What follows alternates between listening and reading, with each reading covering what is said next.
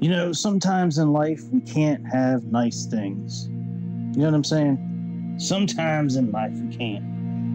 I was all set to begin our second flight tonight, and the power went out in my neighborhood for like 2 hours. So the power just came back on. I don't want to do that flight anymore because it's really late now in Denver to Dallas. So what we gonna do now, we just gonna do a BAE-146 flight from Zurich to Amsterdam. So that's what we gonna do. So welcome back, all my beautiful aviation enthusiast friends. Welcome back to the best damn airplane show you're gonna watch right now. Hopefully it's the best damn airplane show you've ever seen in your whole entire life. I'm just kidding when I say that, by the way. I mean, I hope you enjoy it, but you know, I'm not that arrogant to where I think like, you know, the shit that I do is like the best ever. So anyways, I appreciate it. Before you leave and check out another video, please just do me a solid and click the subscribe and click the thumbs up. It costs you nothing. Nobody will know that you do it. And it means a lot to me. So let's go ahead. I already built this here flight. So we're going to take off from Zurich, Switzerland. And I want to land at an airport that's in this list here. That's kind of like, kind of handcrafted in a way from Microsoft's. So let's go ahead and let's click on Zurich's. And what flight, which year? We should just get the navigraph out because we built this already. Yeah, I know we offline navigraph, but we gonna be back online now that we got power and shit. Is my Wi-Fi? Man, my Wi-Fi is on. Come on now. There we go. Got to sign back in again. Oh my goodness. Let's go, navigraph. Here. Come on, bitch. Let's do it. Come on.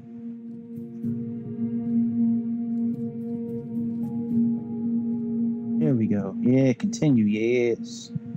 Yes, continue. Let me sign in with my emails. With all my emails. Let me put all my emails up in Navigraph.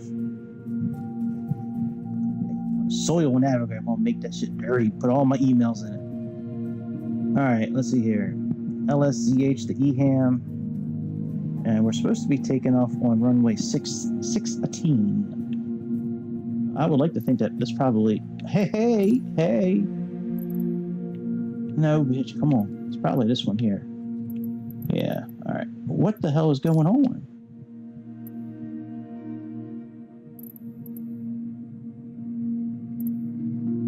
We having issues. Maybe we're just not supposed to fly tonight.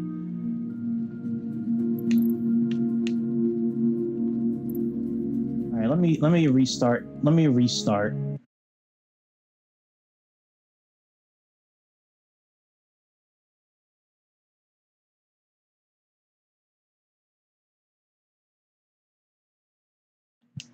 Happening.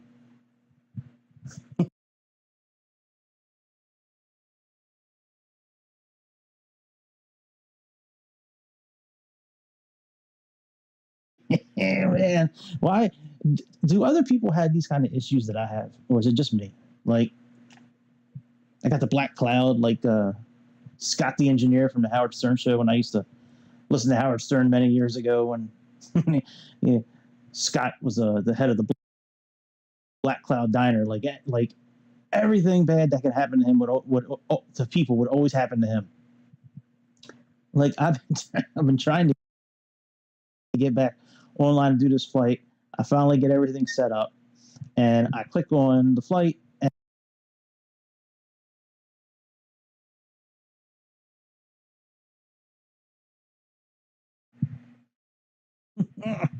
Yeah. What was that from Dave Chappelle show? And they had the pimp, not the Pimp Olympics, but the World Series. What the hell was it? It was like the World Series of Pimps or something like that. Charlie Murphy was like, I hope all the bad things in life happen to you and I know Dave Chappelle said that. He's like, I hope all the bad things in life happen to you and only you. All right. I used to love that show, man. When that show first came out, man, like, never seen a show like that before in my life, man. Nobody had, really, man. That show was wild. I don't think that show could come out in today's society, man. I think today's society would try to cancel that shit, like, immediately. All these soft-ass fucking Gen whatevers living in their parents' basements, eating Hot Pockets and shit. Their internet, Twitter tough muscles. Hey, man. Oh my God, you used the wrong pronoun. Oh my God, it's like the worst thing ever. Mom, I need a Hot Pocket. And I need $20 so I can get the Overwatch, the new season of Overwatch.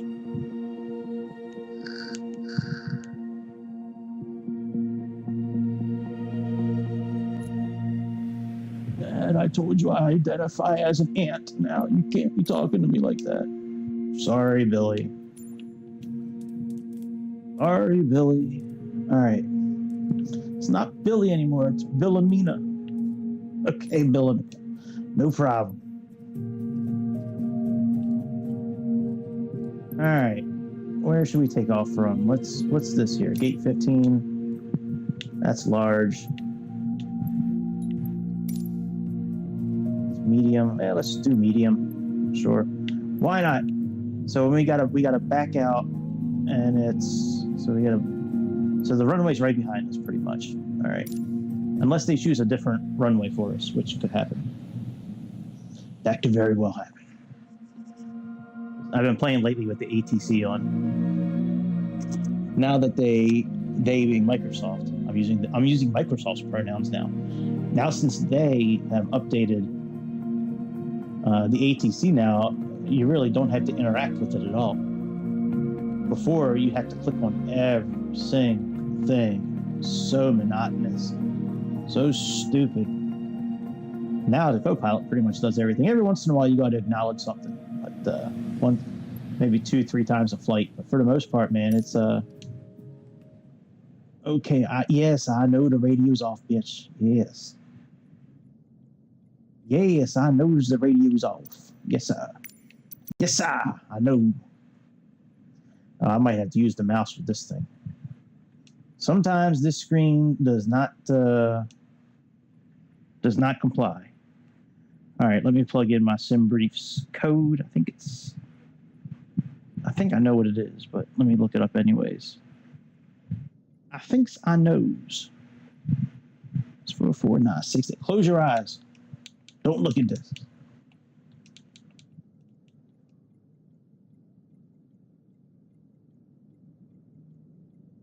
Input, yeah, yes.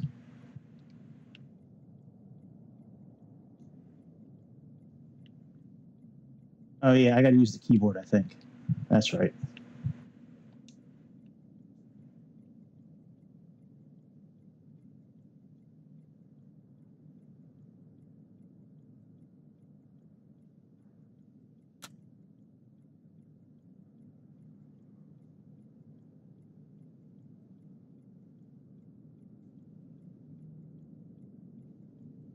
Click on continue so I can move.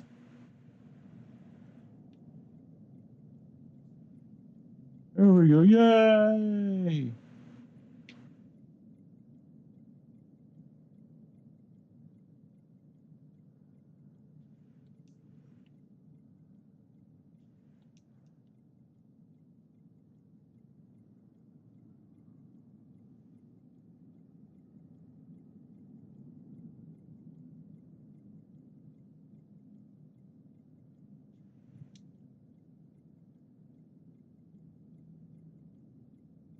Okay, we got that.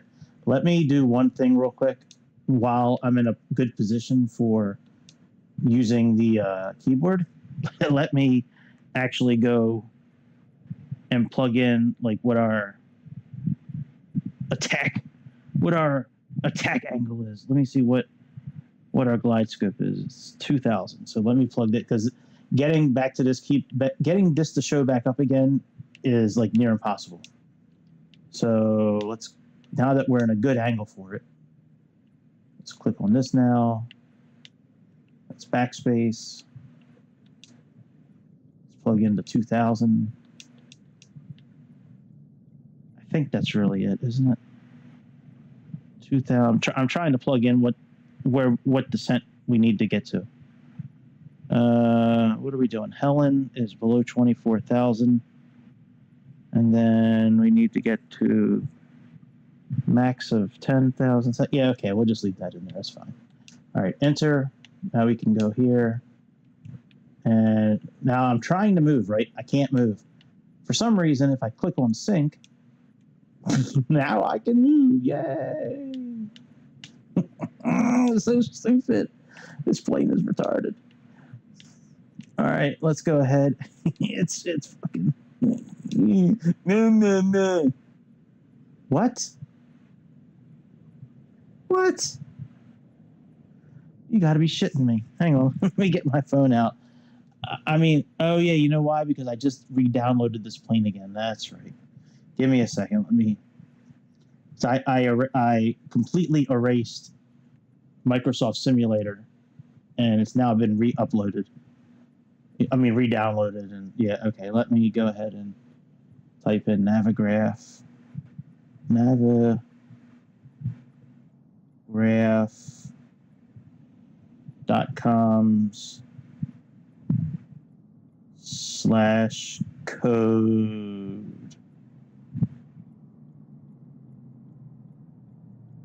All right, what does that say? Teasing. That's like a test for your eyes. Jesus Christ. All right, let me sign back into Navigraph on my phone. All right, here we got TZHG 7R34. Okay. 7R34. Try again. TZHG 7R34. Invalid or already linked to an app. Okay.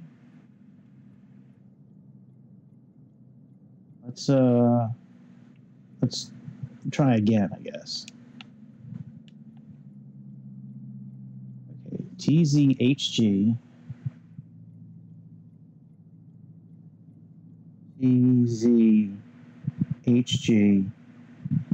7R34.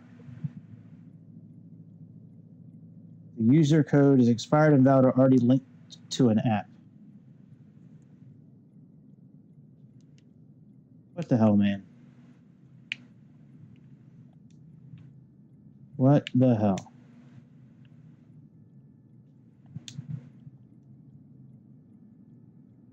All right, theme. Let's see if clicking that now fixes it. Unless I need to go give it the okay for something here. Let's go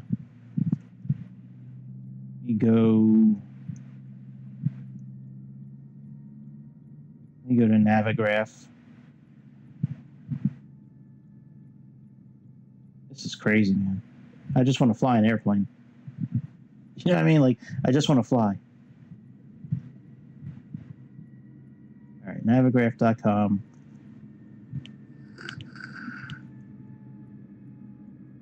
Sign in. Hello, yes, hello. Support your account. Products, details, experiences, simulators.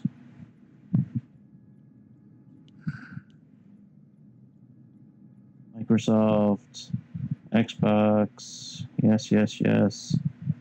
Charts. Actually, you know what? Let me, since I just logged in again, let's get out of the, let me try this real quick.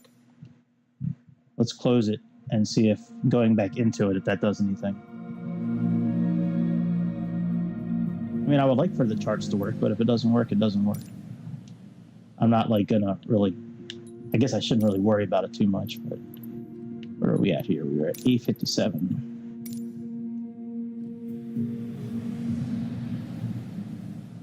I don't see where to put third-party integrations. Yep.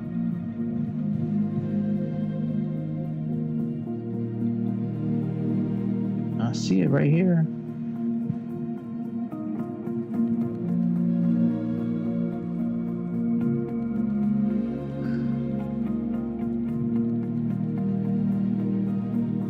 Maybe now that we're logged back in, maybe that'll fix it.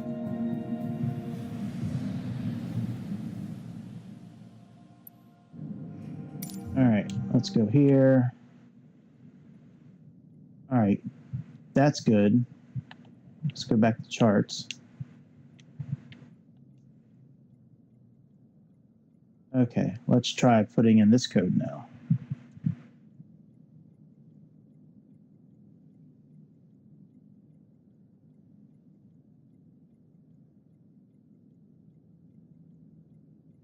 Okay, X, 2M2, L4M, L4M. There we go, there we go. Now we should be good. There we go, very good. See? 10 hours later, we're good.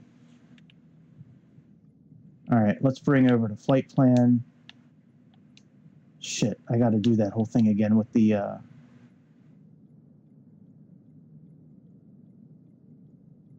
how is that an unknown user ID? That's my user ID.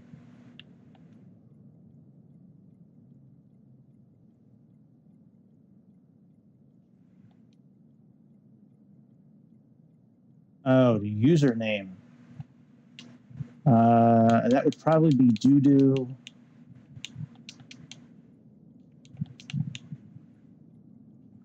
$52.20. Oh, no. Hang on a second there. Let's go back to SimBrief. I noticed my username, but I don't know if that's what it's asking for or not. It's a pain in the ass to set this up. Yeah, username. Yeah, that is. Yeah, doo-doo 5220. Oh, I got to use the keyboard. That's why. All right, let's get the keyboard back out.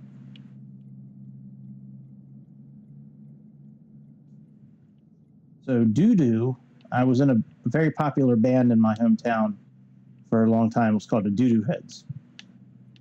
We actually became very close to becoming very big, but our manager kind of did some shady shit and ruined a lot of chances for us, actually. And then the 52 is Ray Lewis, former Ravens linebacker. And 20 is for Ed Reed, former Ravens cornerback, safety. Well, he's a safety, really, not a cornerback. But so that's why I have doo-doo 5220. That's new. They don't usually ask for it. It used to be just the user. It used to be the numbers. All right, very good. So now we got that. Oh, we need to do the top of descent thing again. Fuck. We're almost ready to maybe start the airplane. This new seems like with this new update that's come out, it's much easier to actually use this keyboard now. It used to be such a pain in the dick before, but because it would never click on the keyboard. It would always just click on whatever's behind it. But it looks like it's doing okay now. All right, let's bring in our aircraft. Let's import everything from SimBrief. And let's connect our ground power.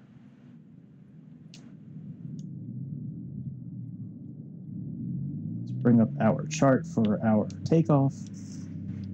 And that would be, and then we'll get everything started up here. VBT. So departure. SID.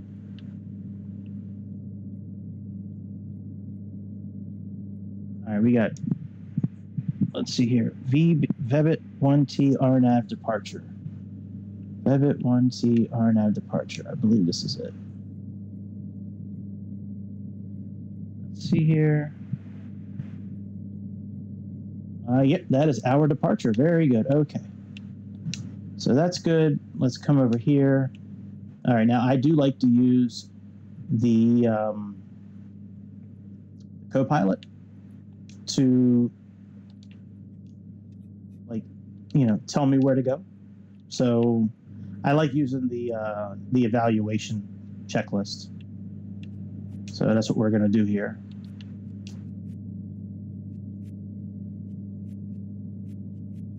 Oh yeah, floodlight. We don't need a whole lot of floodlight, just a little bit. All right, let's go ahead and bring up our checklist. And let's run through everything.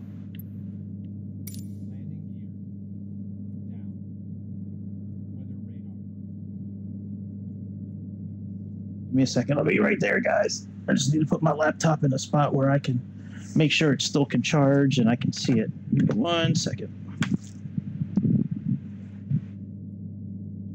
Oh, shit. Okay. All right, I'm coming. I'm coming, Copilot. Hold on. All right, unpause.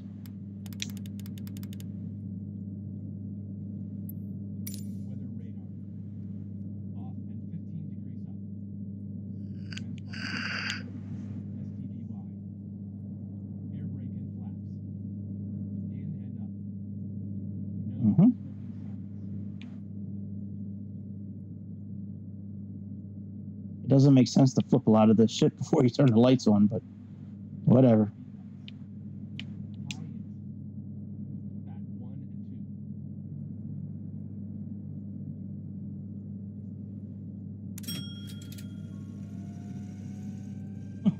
I love that, like, cash register sound.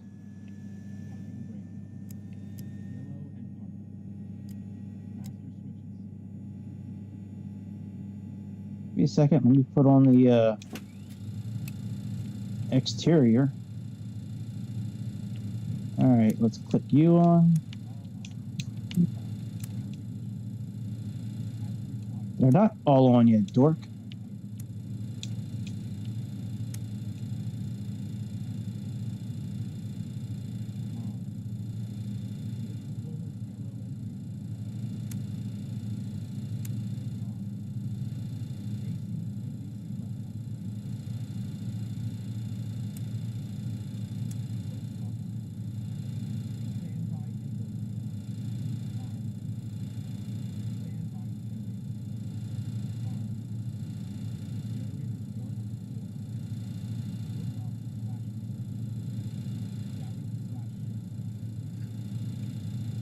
Let me make sure I put all these on before I do that.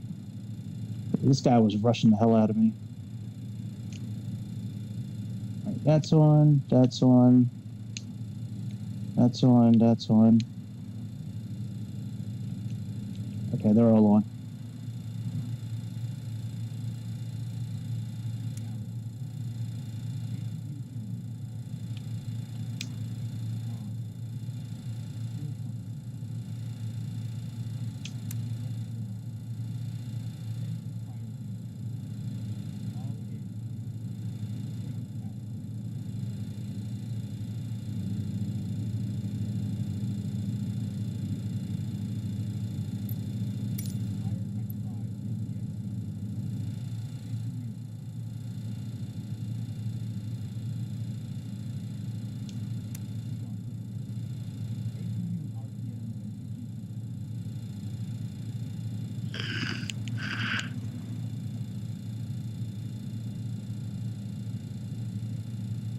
I can't believe I'm starting this flight now. It's like 1:30 in the morning here.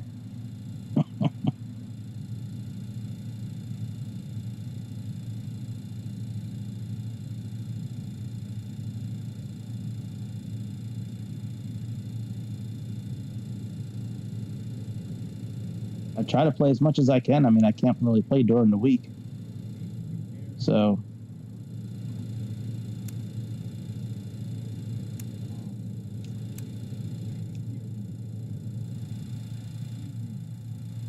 They're all green.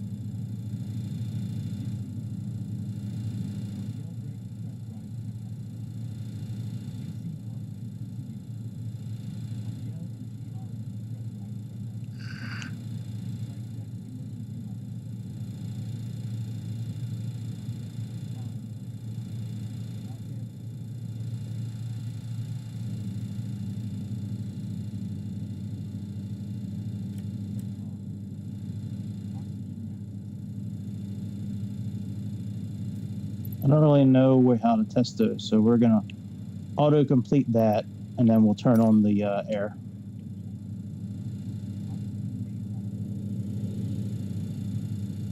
There's our wonderful co-pilot, Big Chad. Big Giga Chad. We gotta turn on those lights.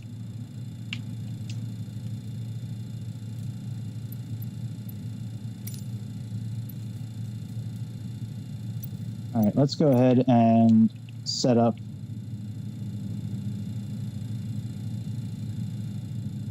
Why isn't this on yet?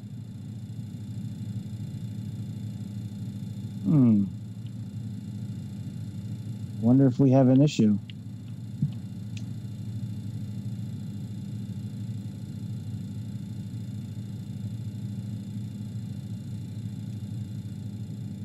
Oh man, I wonder if these screens do not work now. Doesn't look like it. Wow. Yep, screens went out. Jesus Christ. Can't have nice things, I guess. Wow. That is crazy. I'm going to try real quick one more time, and if they go out again, then we're going to cancel tonight, and we're just going to chalk the pay up to not being able to fly in this region of the world. For some reason, this region of the world seems to like be the black hole for screens. I don't know why. It seems to be that way.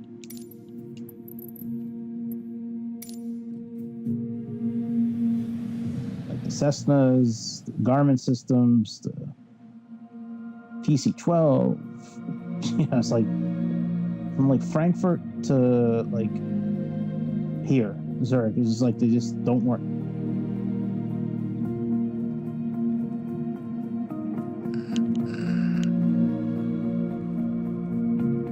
Wow, that is crazy. What happened to the screens? I can't believe it. I like flying this plane too. That's crazy, man. This flight simulator is so fucked. Like, it ran so good until the last quote unquote update they put out. Look, it's not even on now, the screens. Wow, this thing is killed. I wonder if we started a different airport, if that would be the case.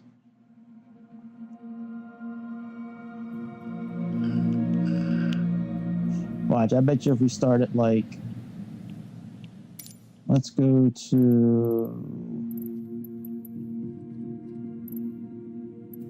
oops.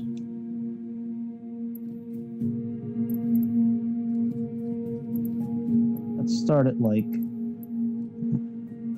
Liverpool, right?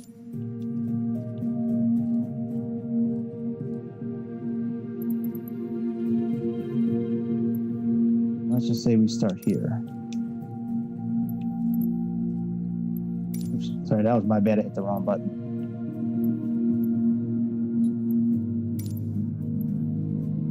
All right, let's say we start there and we click fly. I bet you the screens will be on.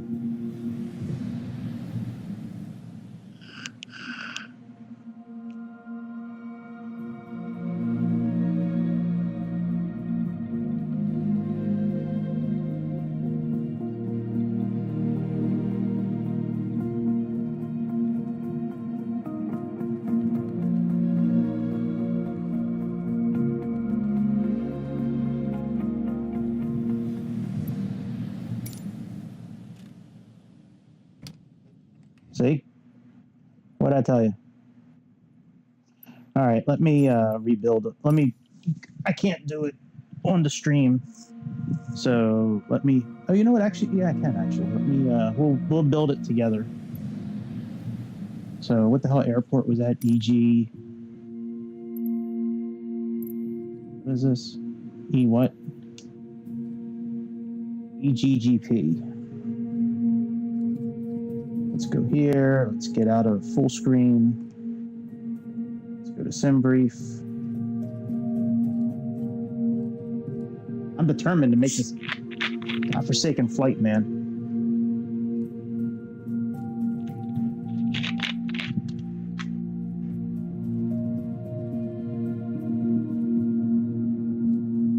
Yeah, we'll build it in Navigraph real quick. Throw it over to I'm sorry, we'll build it in SimBrief, throw it over to Navigraph.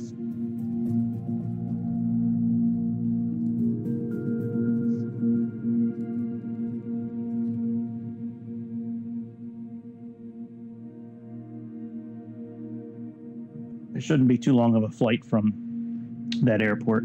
All right, HO 1, 2, 3, EGGP, Eham.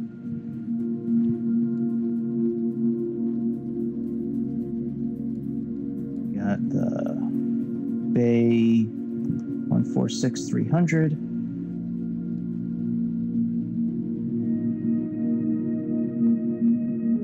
All right, and yeah, it looks as good as any. All right. Runway 9. All right, let's generate. Oh, let's make sure we're in kilograms. Kilograms, yep. And let's put this. Oh, we'll leave the altitude alone.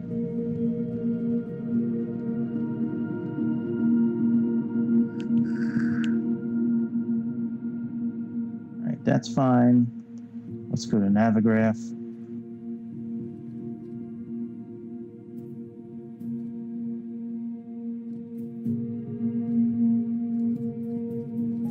Import it. Import from SimBrief. On Lennon to Amsterdam.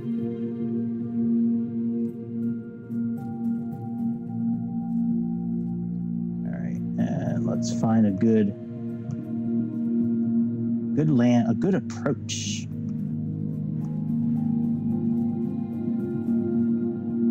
Don't be too hard. Right?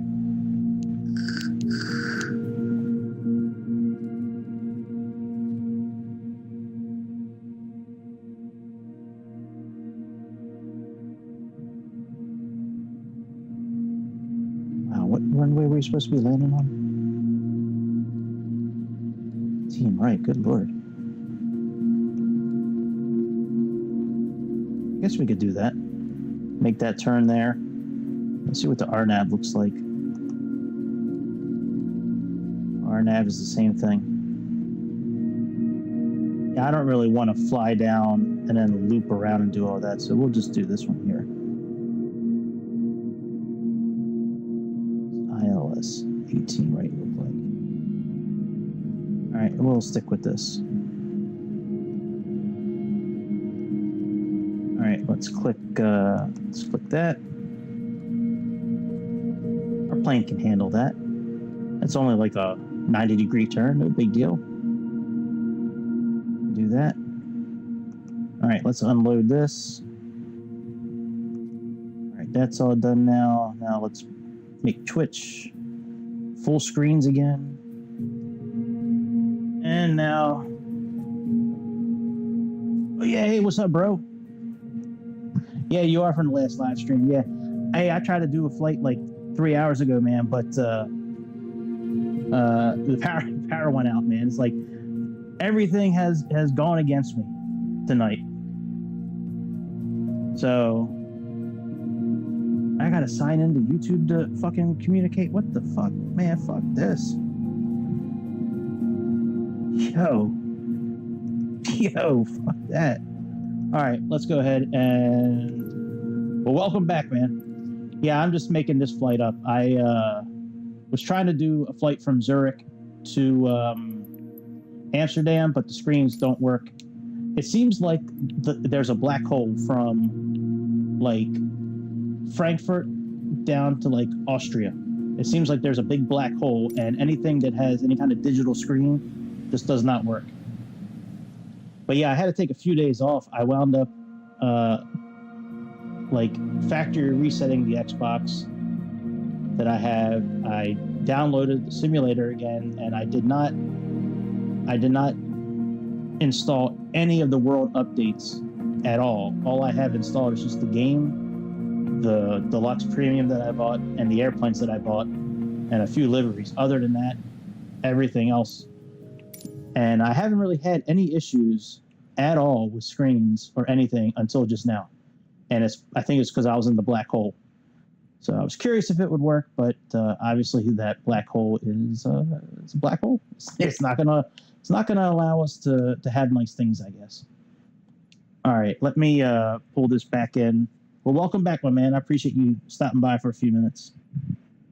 It's almost 2 a.m. where I'm at, but I'm determined to make the most of my weekend since I can't do a whole lot during the week. So I'm going to do this here flight. All right, let's bring this in. Again, I'm pulling up Navigraph on my iPad so I can upload everything. And we were doing the 18 right, SUG 1D. I'm trying to find out what the altitude we need to descend to is, because I want to plug that in now, because it's still 2,000 feet. Oh yeah, do your thing, bro. I appreciate you stopping by for a few minutes. Maybe we'll see each other again later this weekend, man. Thanks for stopping by.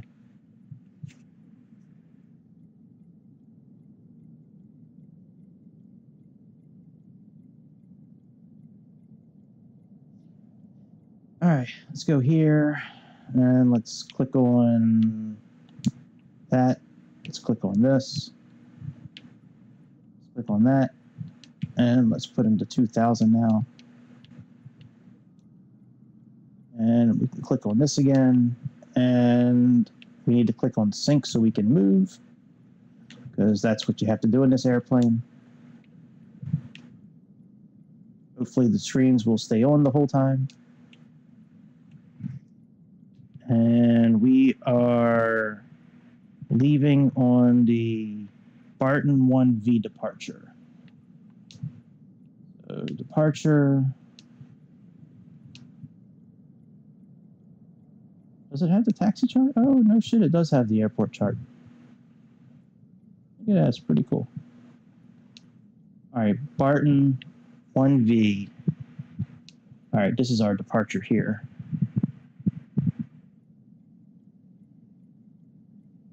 Yep, all right, that's it, very good. Let's go ahead and pull in our flight plan. I mean, not our flight plan, but our weights and fuels and all that. All right, we got all that. Let's go ahead and all right, let's get everything. Let's get the party started. Let's get the co-pilot working.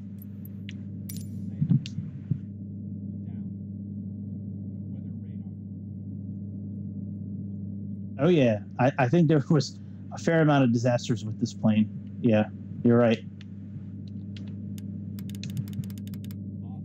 I think it's been many years since this flight.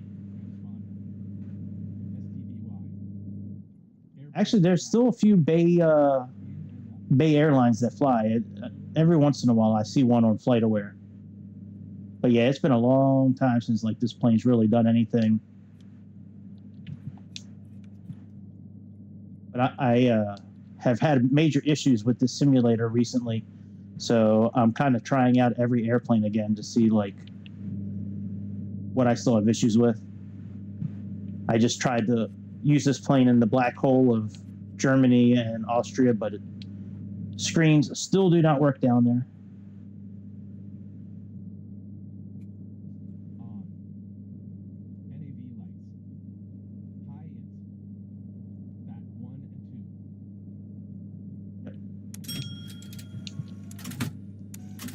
Oops.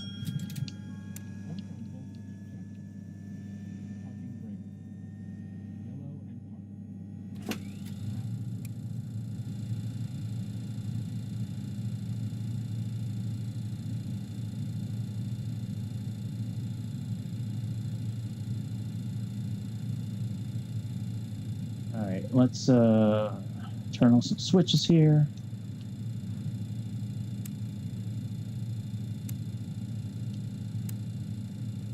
Got to do them this way. If you do it the other direction after the first two switches, it brings you to the next thing.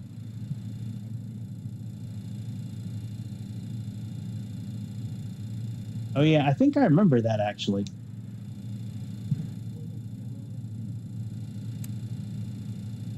But that must have been hella scary for those passengers to have that plane go like right into the ground like that, man. That's always like my worst fear flying, is something like that happening.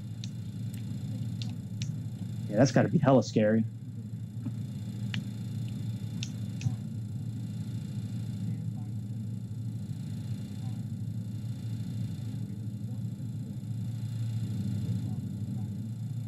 All right, good. Screens are still on.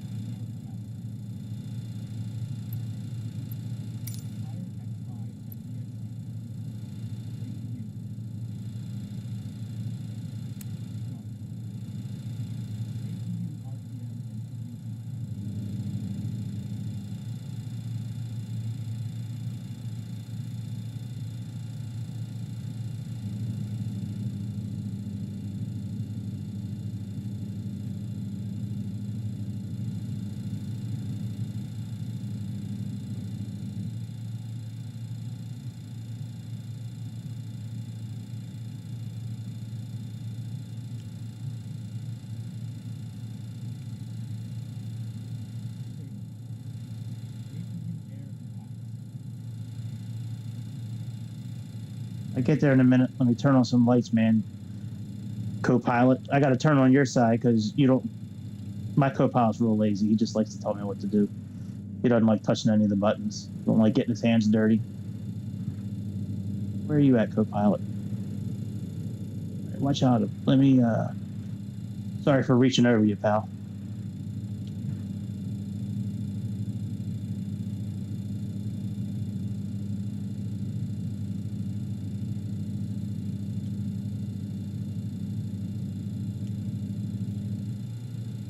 All right, very good. That's all set now.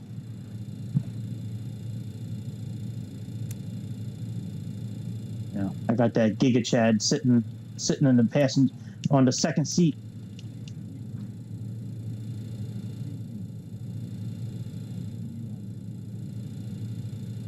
Yeah. Yeah, no shit.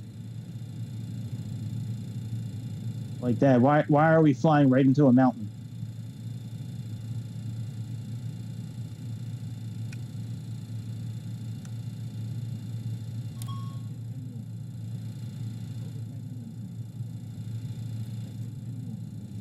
I have no idea what like would be going through my mind if something like that was happening. Like, I mean, are you even like worried about like what's like passing you by at the window? Or are you just, like, or are you already passed out by by that point, like from all the G forces and maybe the loss of oxygen. I mean, like,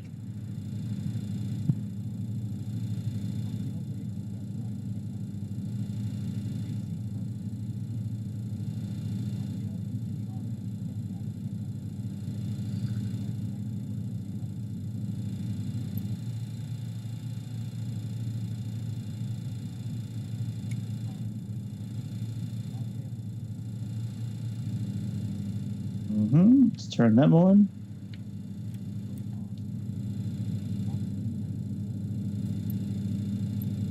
Auto complete that.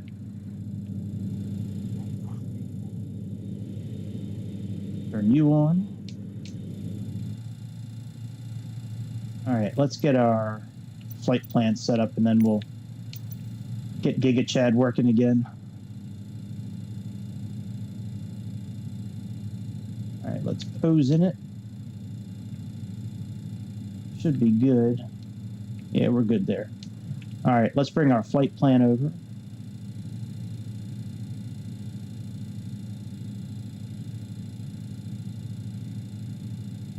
Oh, I don't think I can actually on this airplane. No, I'm thinking of the ATR. Never mind. The ATR, you can bring the flight plan right into the FMC. All right, we got EGGP.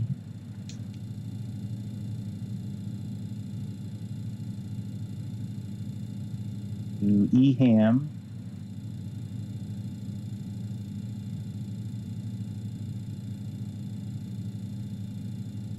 Let me get Navigraph open.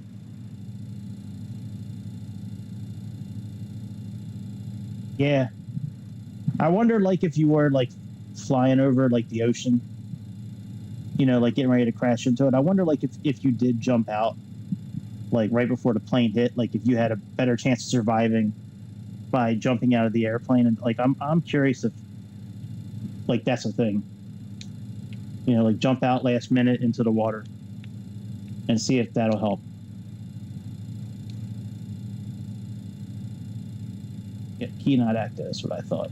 But yeah, I mean, if you know it's your time and you're going, like, you got nothing to lose at that point by trying something like that, because you're pretty much dead anyway. So why not try it?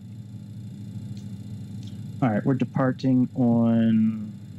Oh, you know what? Let me talk to the ATC real quick and see what they say.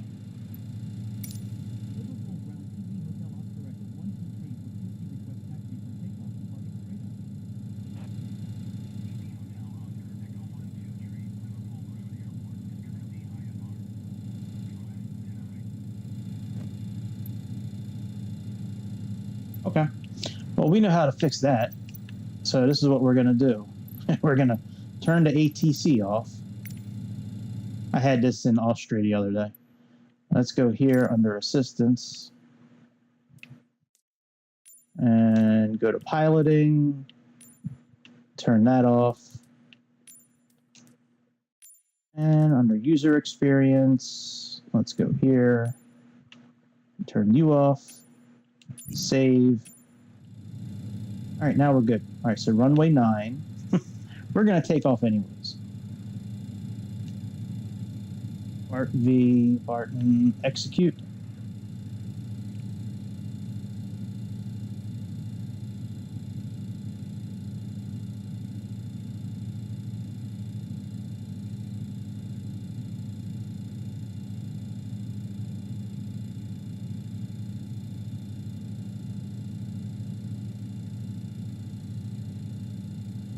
All right, we got that.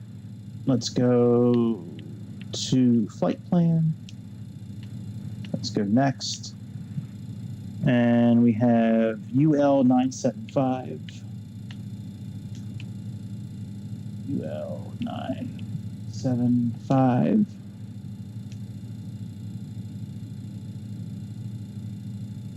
And we're taking that to DESIG.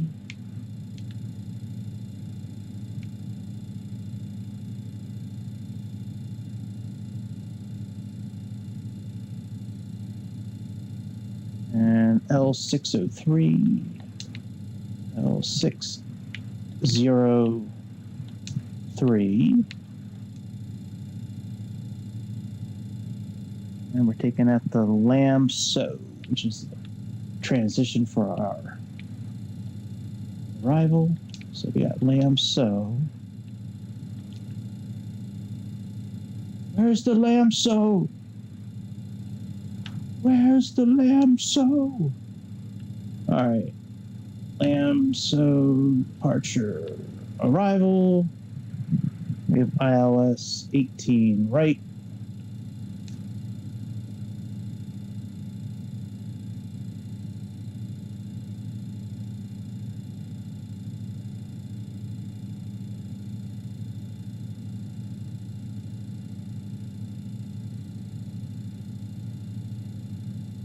All right, and we got SUG 1D.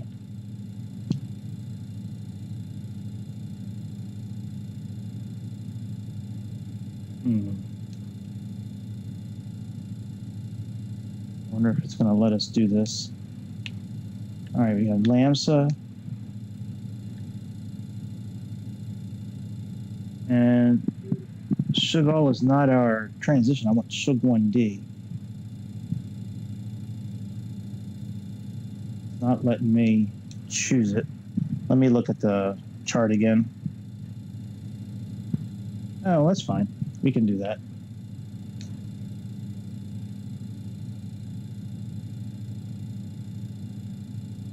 All right, execute. Let's go to legs and get rid of any discontinuities.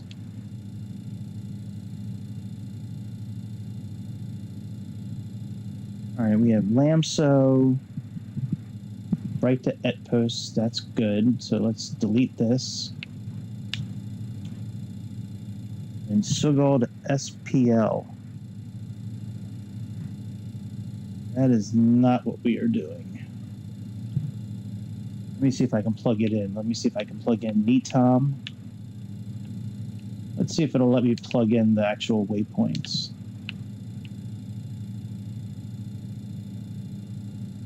All right, NETOM. Then NIRSI.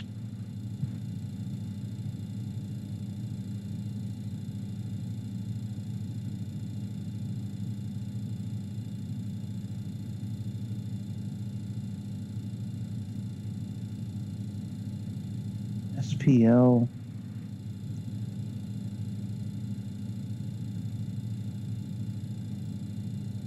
Oh, it's going to take us up and around. I don't want to do that. Let me see if I can add a waypoint in here. NETOM, let's try NIRSI. So we got NIR. If it doesn't let us do it, it's fine. We'll deal with it. Aha, it does let us do it. All right, so we got that. Then we have AM607.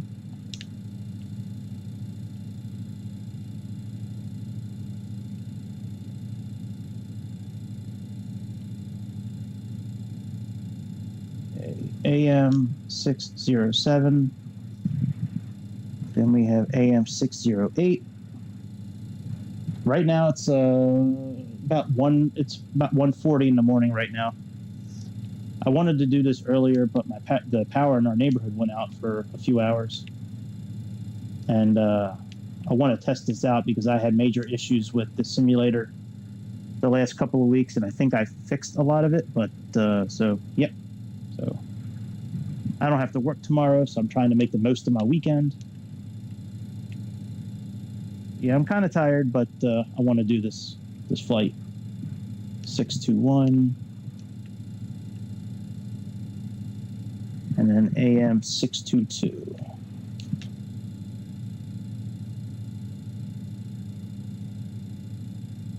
All right, now we need to delete some things. AM622 is 5225. This one here.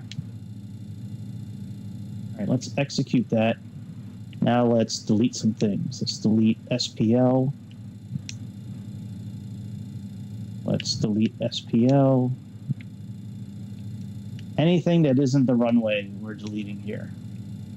Because we're not doing the landing that it chose for us.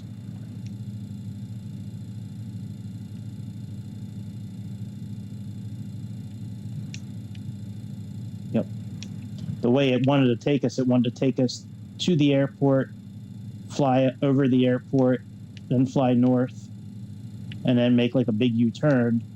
This is a different version of that landing that's available according to Navigraph. So, all right, we are all set with that now. I don't believe there's anything else that really needs to be set up because there's really nothing else to set up in this airplane. Yeah, I mean, it's a pretty simple airplane to set up. There's not much really to do with this airplane, at least on Xbox. There's really not much else to do.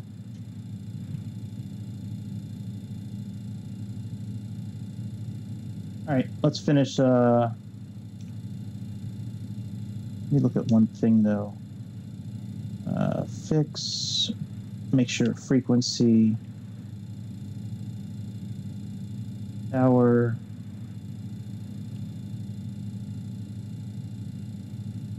Eham. Okay, very good. All right, we're good. Let's finish getting this airplane set up. Now, where's the runway at, actually? Oh, right in front of us. All right, very good.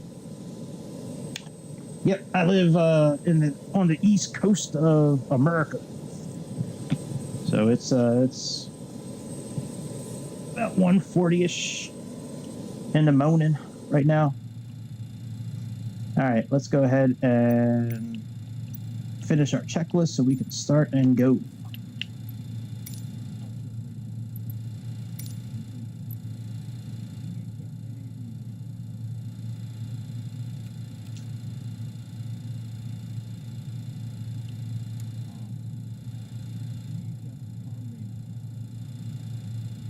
Wait a minute, buddy. I got to turn this one on too.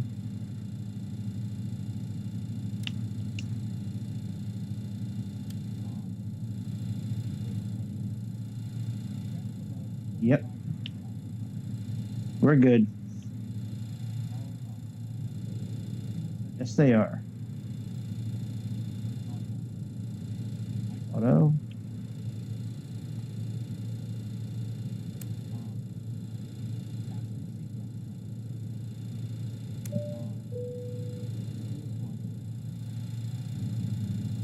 Yes, we're good with fuel, buddy.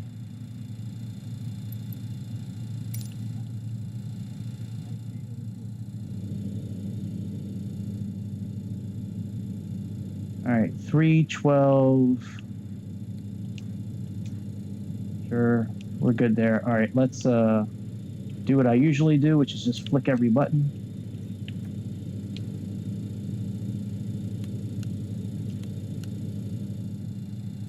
All right, that's good.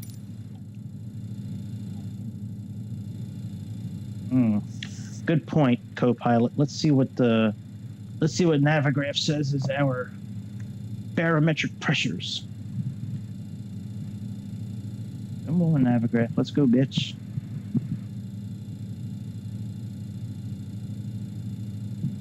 All right, what does it say here? We are at 1010 right now. So let's set it for 1010. 2983, 1010.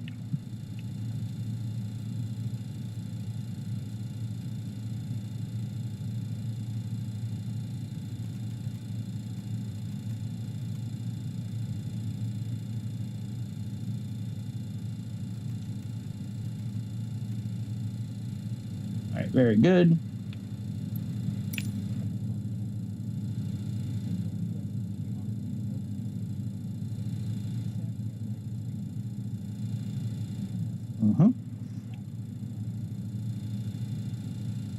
Yep. Oh yeah, we got to click the speed bugs. Click this here. Speed bugs are now set.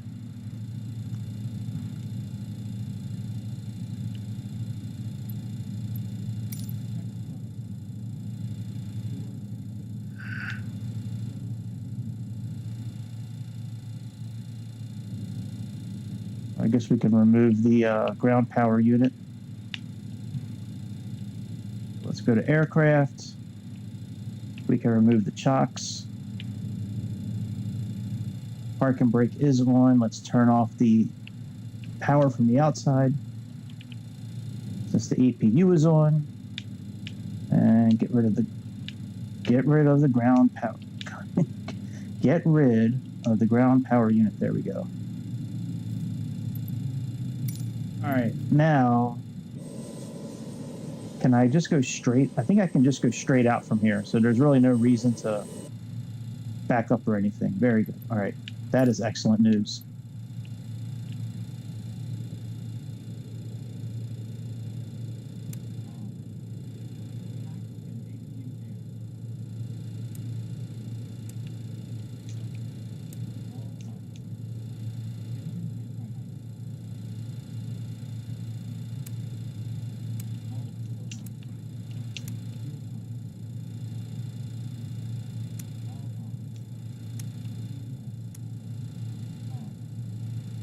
You know what?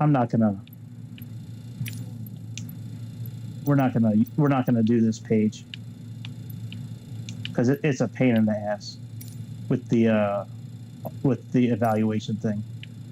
All right, so we got to go up here.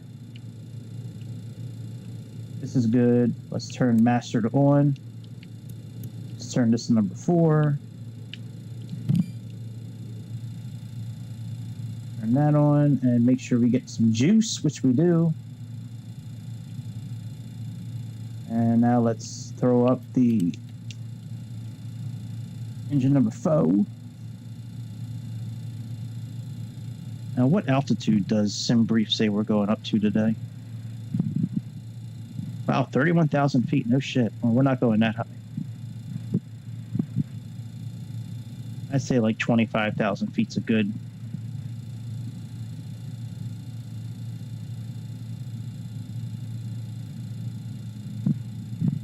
Let's make sure 25,000 is a good altitude for everything. Yeah, LAMSO, we need to be below 23,000 feet. So yeah, let's do 25,000.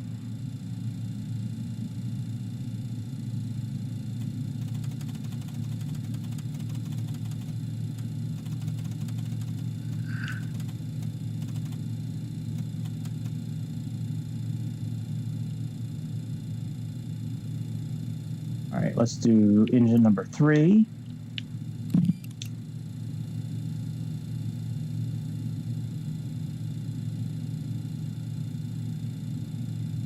It's making us do this thing again. It's so stupid.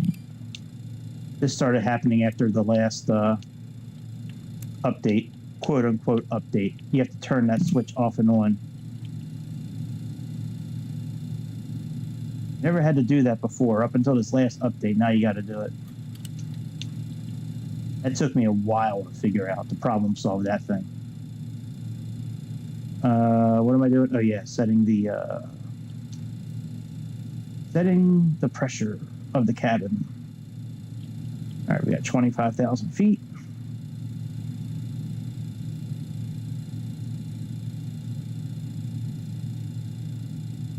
Let's turn. Well, I guess we can wait to turn on the flight directors because that's part of the checklist here. But we can set this up in the air. That puts us in FMS mode. This nav mode is like for localizers and ILS landings and things like that. All right, are the green lights out? Yep, green lights are out. So let's go to number 2.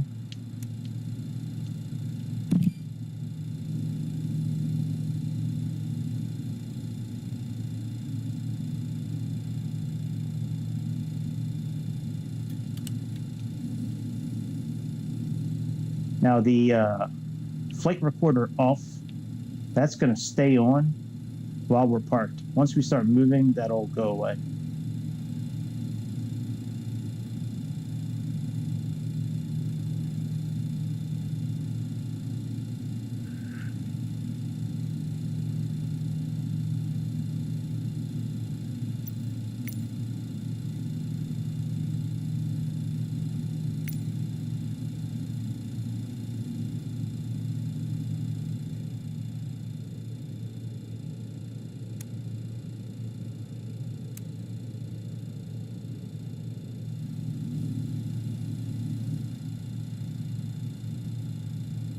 All right, let's go now to number 1.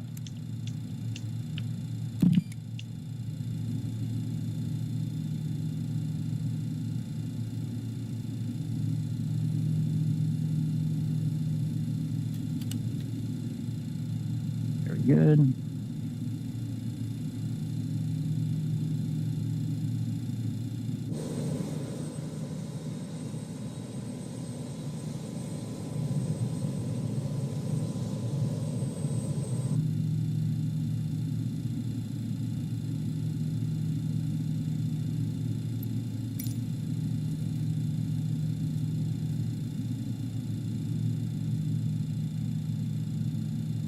Wait for the green lights to go out. There we go. Now we can continue.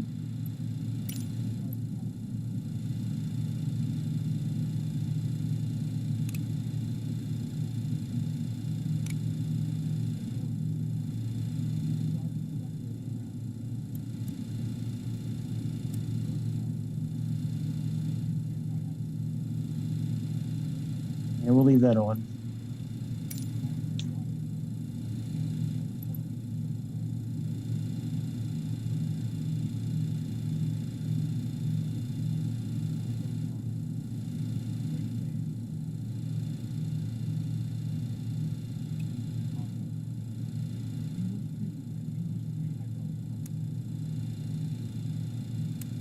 It's engine, not English stork.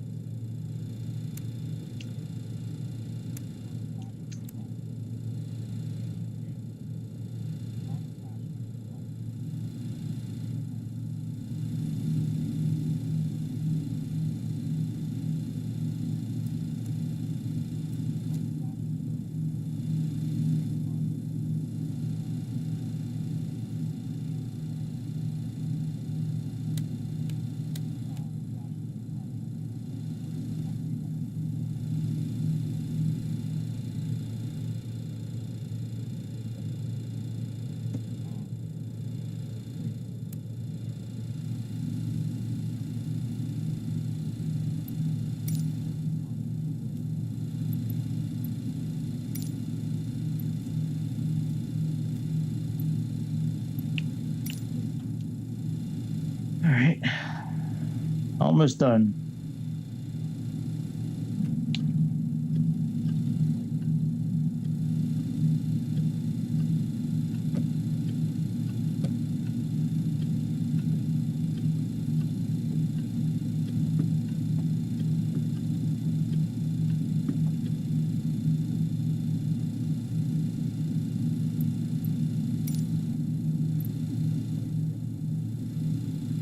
Yep. Turn them on.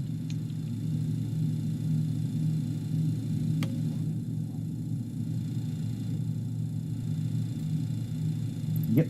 That is good.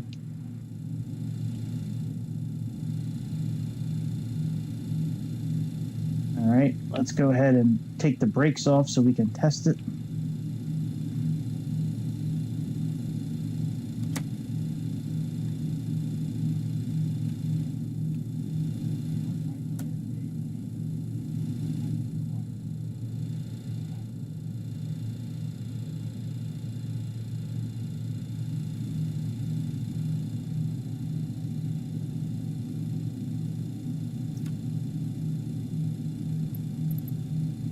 Cabin crew, please take your seats for takeoff.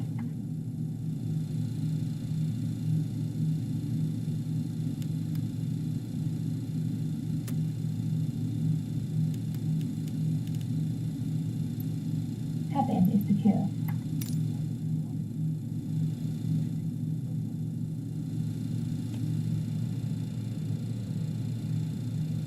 Now we don't need to turn them on. What else is left? TMS on. All right, we're good. Now, after takeoff, what do we do? Let's leave this up. All right, let's go ahead and...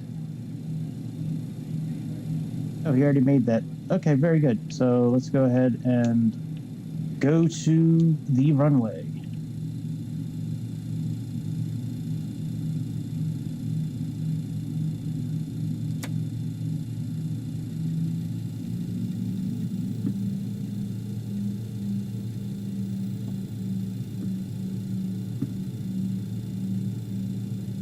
when we hold short of the runway, I'm gonna double check the checklist which you get in there. I know we got to sync the engine, we got to turn the engine air on, then we have to turn like the packs off, I think, something like that.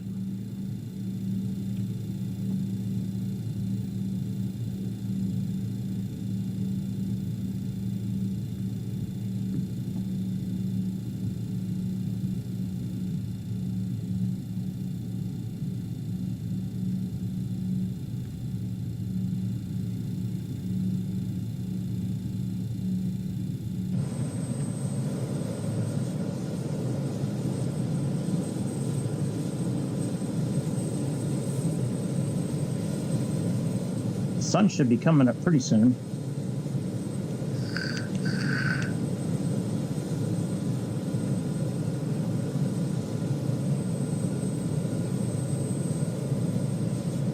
I'm not sure why the ATC didn't want us taken off.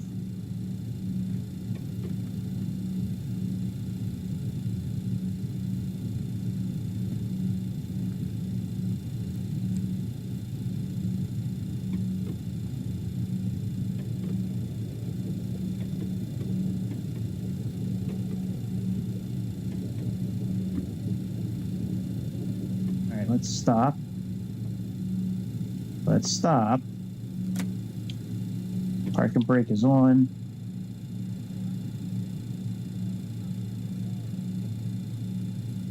This off. Actually, strobe lights should have been on from the beginning because it's dark outside still, but now we got them on. All right, and whoa, bitch, what the fuck? I have the brake on.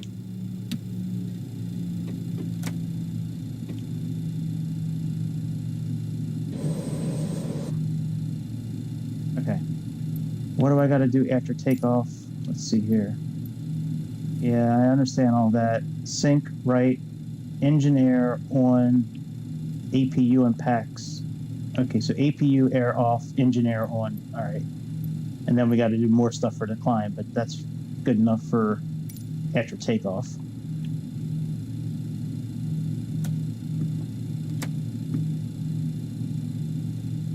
All right, let's get out of here.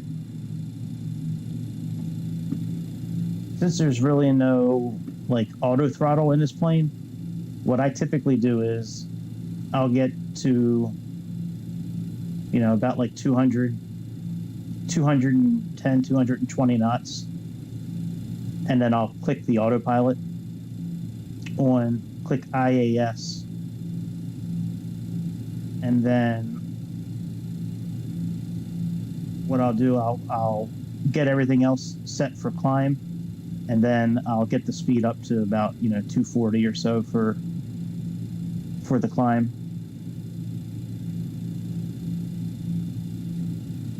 TMS set to takeoff.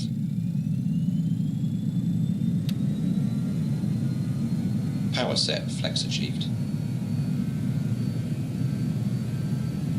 Speed alive, both sides. 80 knots cross-checked.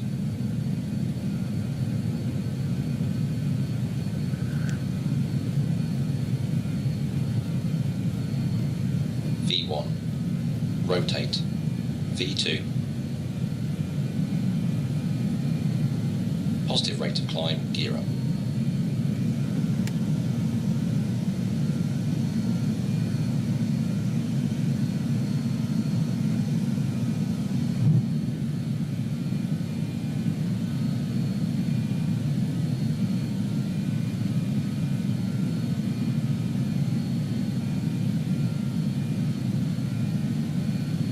Let's put our flaps up. Pitch. Whoa, we need to turn.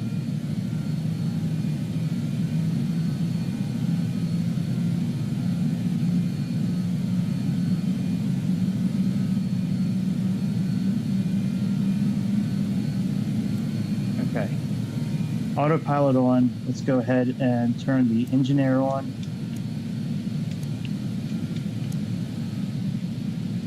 APU air off.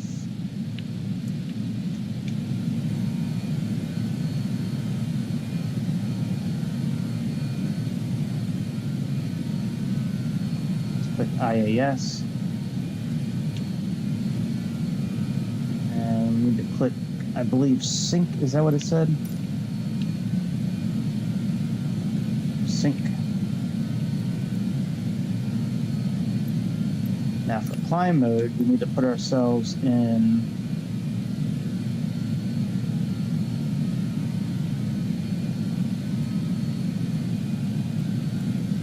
we can leave it there.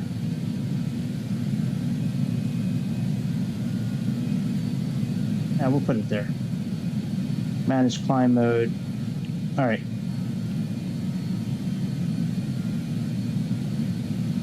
All right, we are climbing. Let's go ahead and turn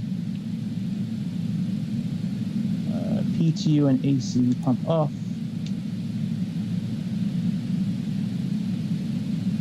And APU stop.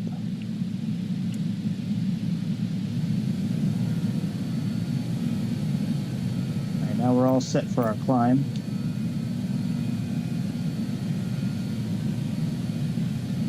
At a good speed.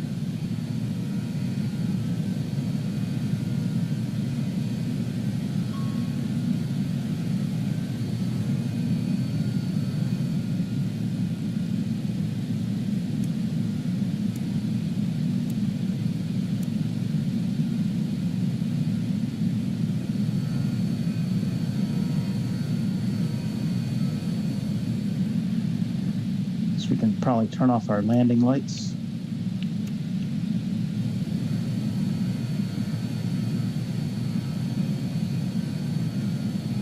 There we go. And we're getting ready to hit DO729, so that is... oh, we're already past all that.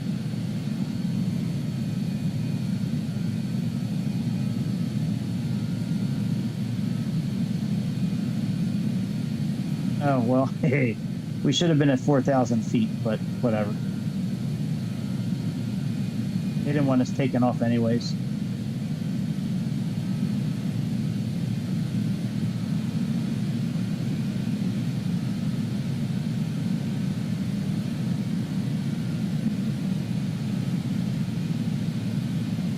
Our arrival is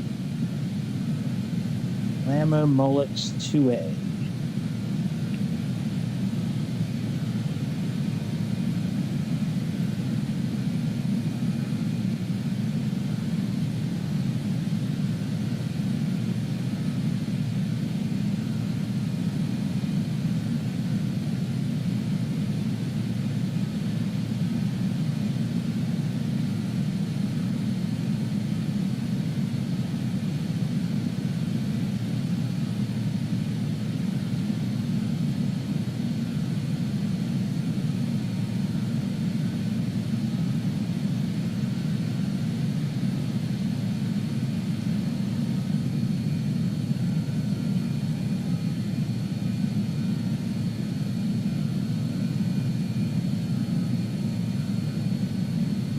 Let's set standard pressure.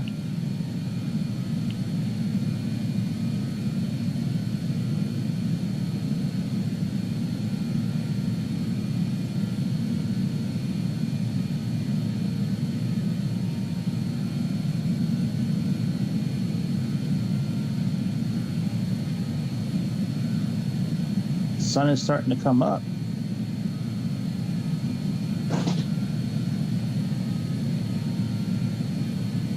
Oh, hey, man, thank you. Appreciate that. Don't let too many people know I'm nice. I don't want people getting the wrong idea. I got a certain reputation to uphold. No, I appreciate that, man. That's a very nice compliment. Thank you.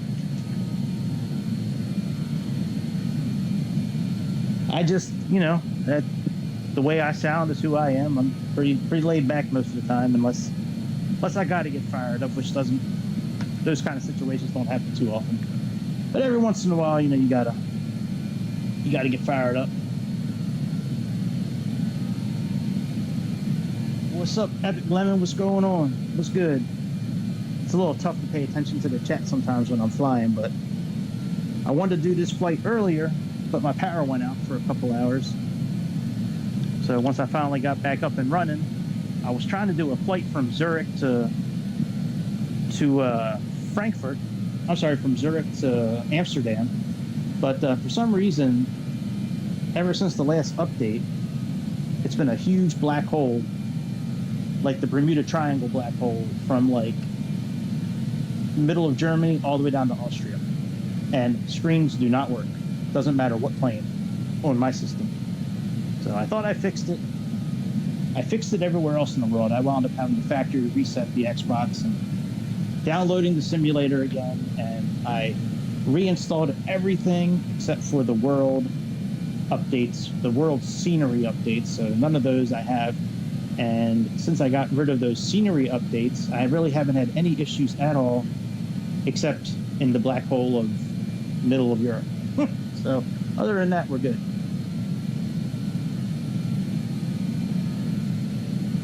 But yeah, thank you guys for stopping by. I appreciate it.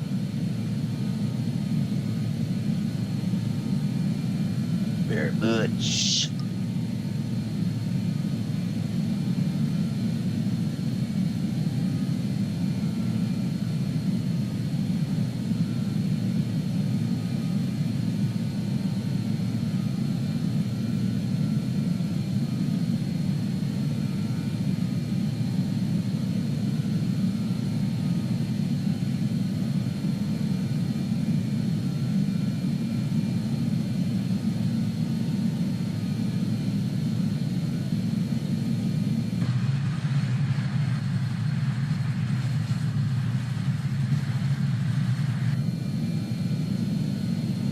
Now, we messed up on the takeoff, but don't tell anybody.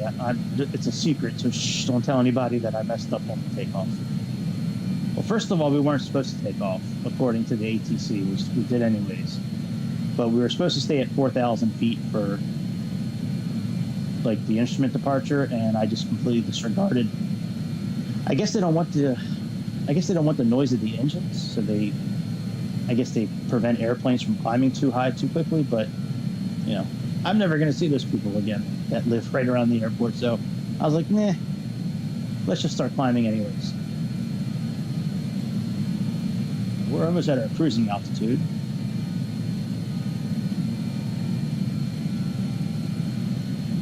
Well, thank you.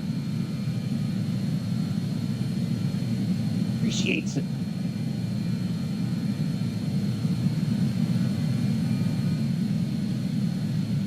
Probably turn some of these lights down a little bit. Panel flood, yeah, we can get rid of that.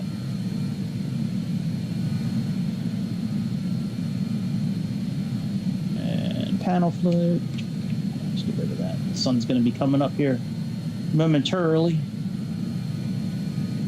Been trying to do a flight like this for a couple of weeks now, where you take off at night and the sun starts coming up as you're flying, but it hasn't worked out that way most of the time. Either screens going black or simulator crashing or something out of my control.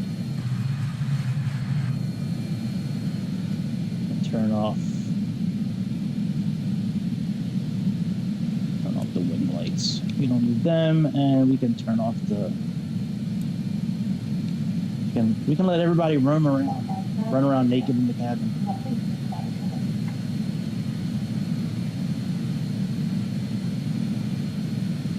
Crossing over Sheffield. I believe that's the home of Def Leppard. Maybe we'll see Rick Allen's arm laying around here somewhere.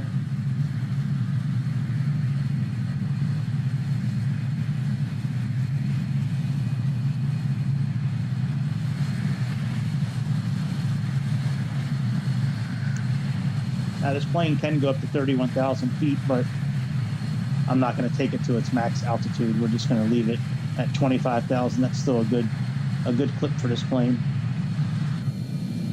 This mini 747. When we get to our cruising altitude, we'll click on TGT right there for target.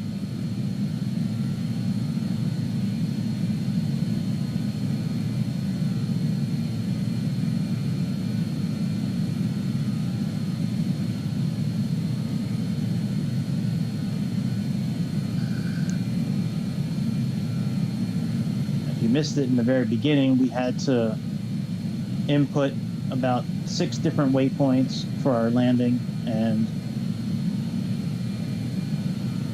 thank you, Jameson. Appreciate it. All right, so it didn't capture the altitude, so we're just going to click altitude now, and we're going to click target, and we're going to click sync. So it'll sync to the #1 engine. So when you click sync, N1 is what it's basing the everything off of, and it's going to sync to engine #1. So now 2, 3, and 4 should sync to whatever whatever engine #1 is doing. And we need to reduce our throttle a bit, otherwise we are going to overspeed like a mug.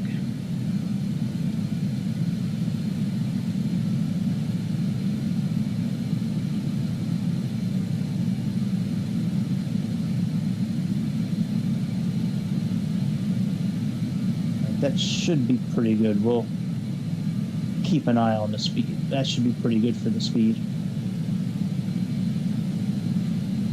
Maybe. Let's see if it keeps on going higher. All right. How long does it say we got to take to get down to 2,000 feet?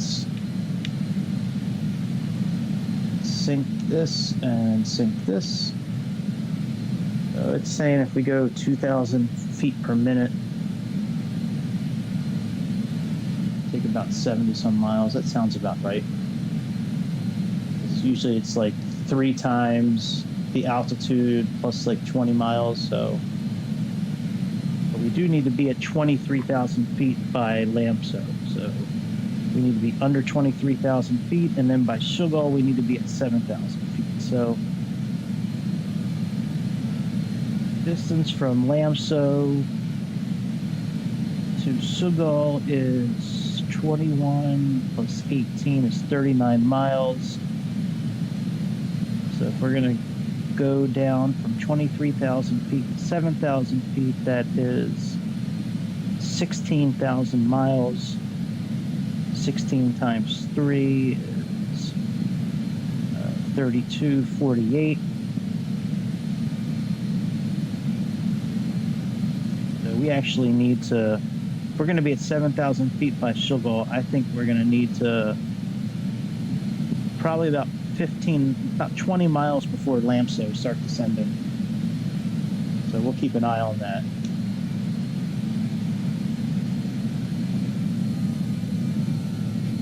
For the longest time, I thought this mileage ticker was like, I'm sorry, I thought this mileage ticker here on this calculator here, I thought that was saying like in 73 miles you need to descend. Like I thought that was the top of descent, telling you when to start, going down. But no, that's not what that does. That just tells you how many miles it's going to take you roughly. So we still have a little bit of a ways to go. Let's see when we're going to get to LAMSO.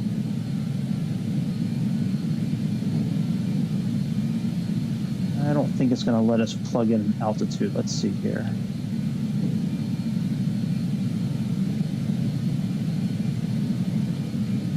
Let's see if it'll let us plug in 23,000.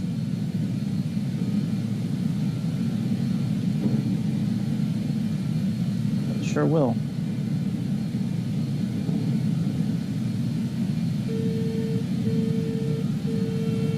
Oh, we're overspeeding. How did we get all the way back up to 90 some? That's crazy, man. How did we get that fast again? I didn't do that.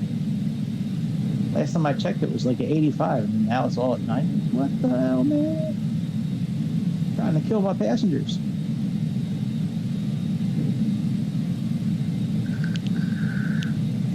All right, let's plug in the shit for our landing while we have a few minutes. So our approach course is 182.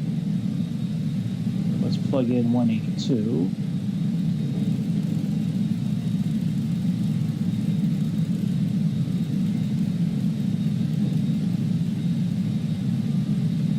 I usually program both sides for the same thing. So I know certain airplanes, they have to both be in sync for that. I don't know if this airplane is one of them, but I do know that some airplanes require that. So now I just do it with every airplane that I can. And we have 110.1.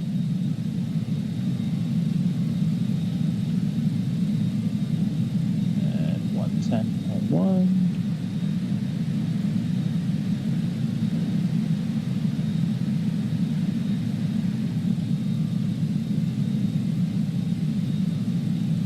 Speed is pretty good, right? We're booking, man. 290.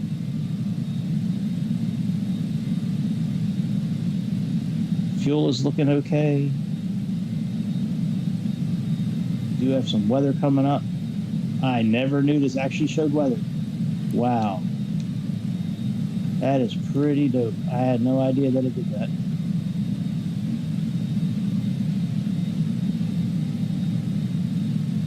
Very cool. I know some of the planes do it.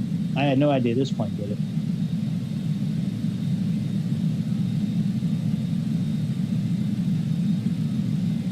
This plane has some surprises every once in a while.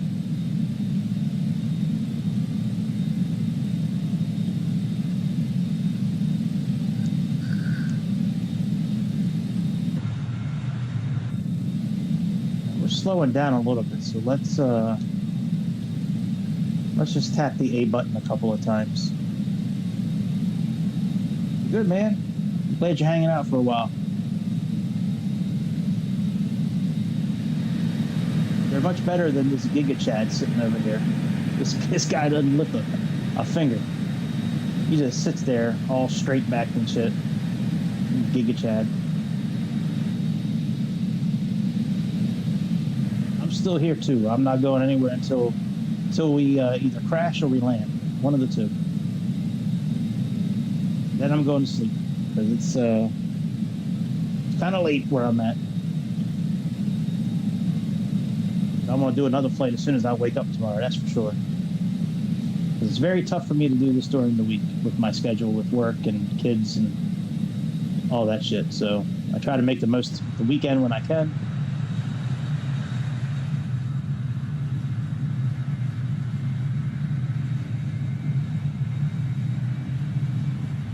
Yep.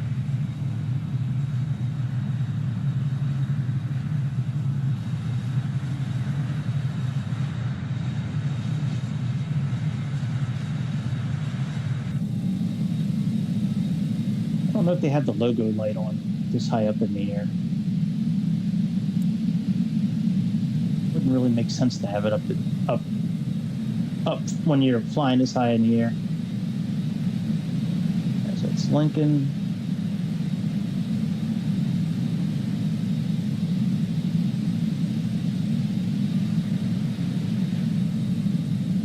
All right, where are we at with LAMSO? Oh shit. Oh, never mind. That's page 2. I got scared for a second. I was like, oh my God, we got to descend. We got to go. We got to get down. All right, our decision height is actually 100. No. The radial altitude is 100. The actual decision height is 100. So decision height is based off of the altitude from the barometric pressure. The radial altitude is based off of, like, I believe, altitude above sea level. Let's plug in 100.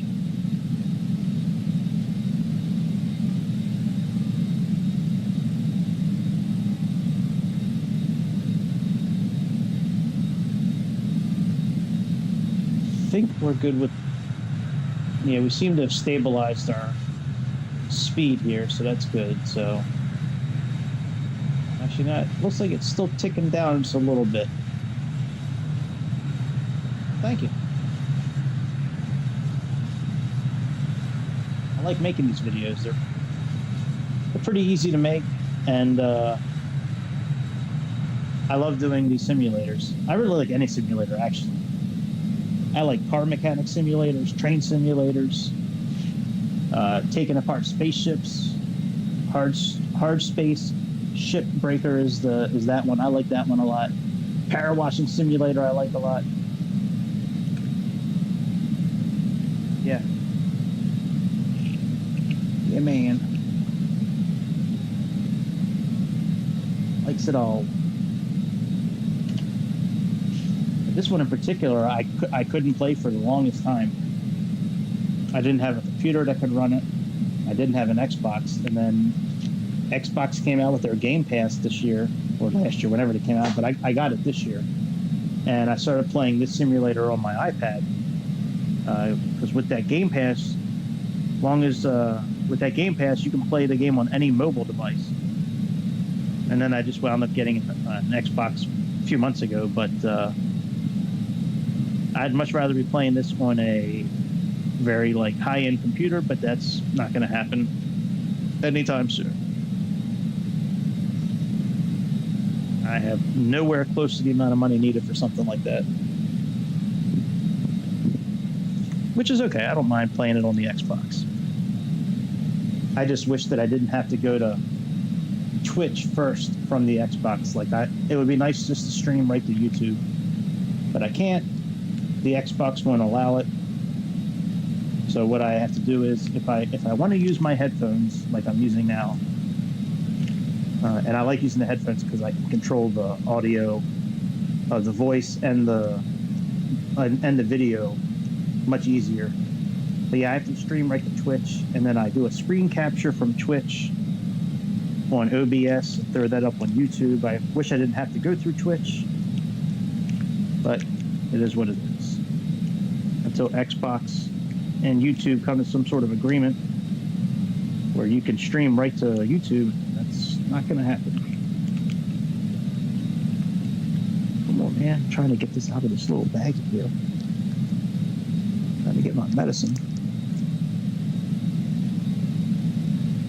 Here we go. Hello, you. All right. I like flying these planes too, where it's there's not no digital screens, or what do they call it? A glass cockpit, I think they call it. But I like flying these planes where it's old school style, gauges.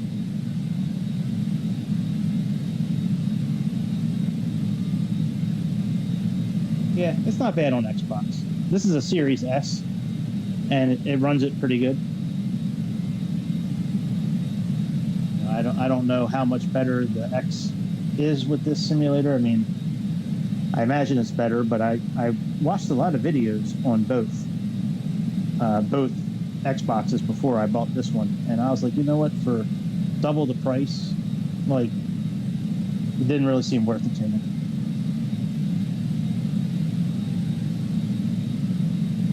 Now, if when Microsoft 24 comes out, I think they're coming out with Microsoft Simulator 24. If that is going to be a big improvement on the Series X, then at that point, maybe I'll get a Series X. But right now, I don't see a reason for it. All right, looks like we're heading into that little bit of that storm here. Hopefully, we'll be flying over most of it, hopefully.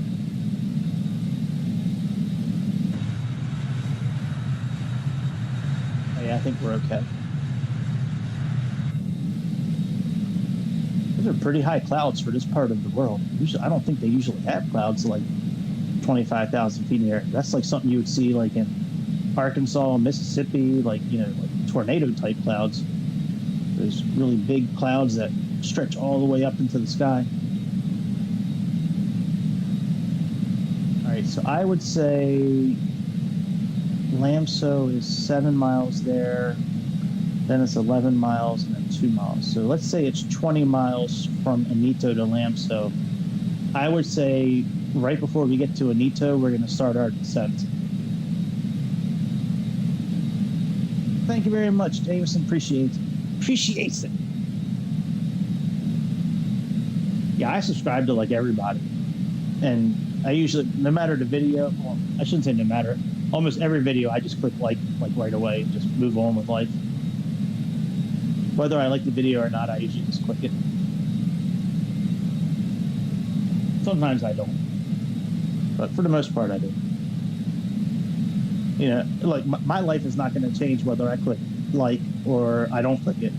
Like nothing. Like it's not like something's going to happen to me if I click it.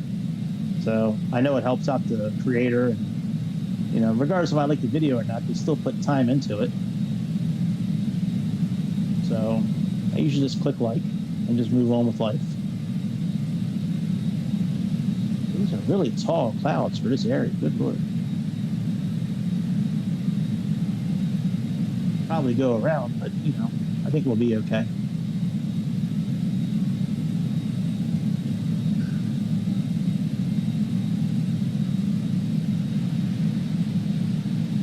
Is there a turbulence button I can hit to tell people to get ready to grab their masks? Let me see here.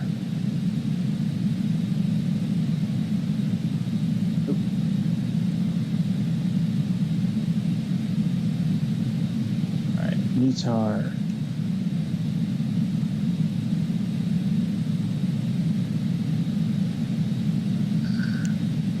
Yeah, what is the transition altitude actually here? Let's see here. Go to charts. See if we can blow this chart up a little bit.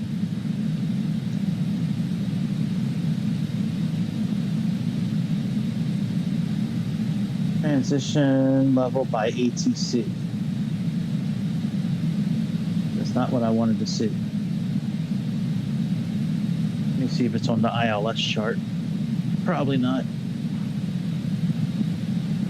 Europe's usually around, it's either 5,000 feet or, oh yeah, transition altitude here is 3,000 feet for the landing. So if we go to the approach chart for 18 right,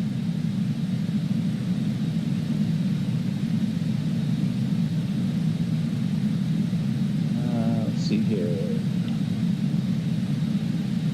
Category 2, 3, 18 right.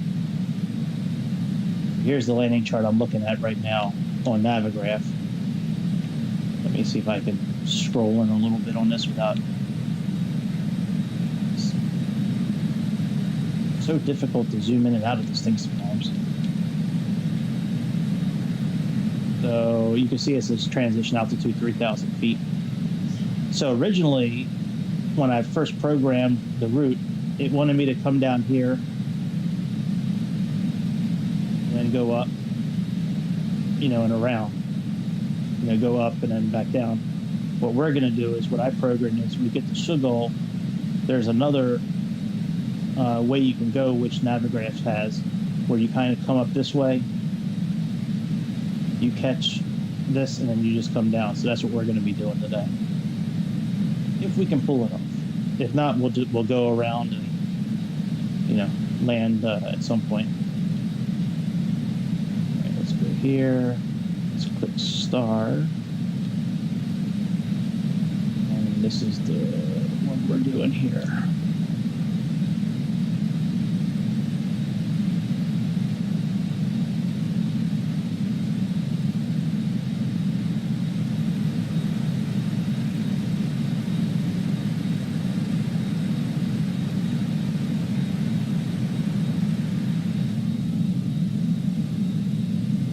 All right, looks like we passed a lot of the weather. Ooh, we need to start descending. All right, let's go ahead and this down to, what did I say, 7,000 feet. Arm that. And let's go ahead and lower our speed.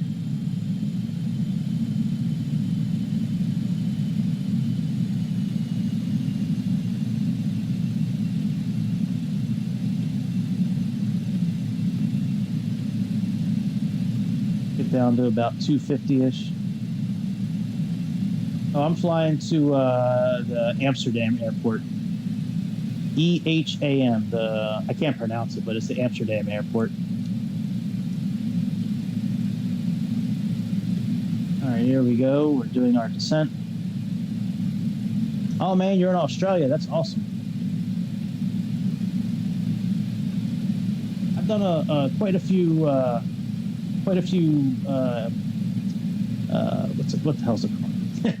Quite a few flights in Australia. Never on the west coast of Australia where Perth is, but now the simulator here on my tablet when I'm playing it, I have all the extra content on the iPad. I've done a lot of these what's called bush trips all over Australia, and it's where you're in like a little prop airplane, like a Cessna or something like that, and you just take off from little airport to little airport and you tour like all of Australia. There's a lot of beautiful parts of Australia. I had no idea that, I mean, I knew Australia was pretty, but like I had no idea like a lot of the parts of it, like I've only seen like the touristy spots for the most part. But yeah, man, that's cool.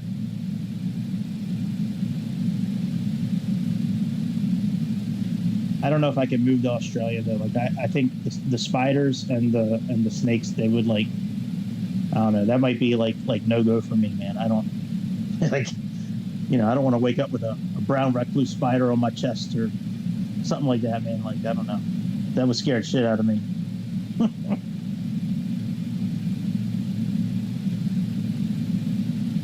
See, we got a pretty nice descent going. We're about 1,700 vertical feet per minute. It's kind of what I wanted. Anything more than that, sometimes you can overspeed, so.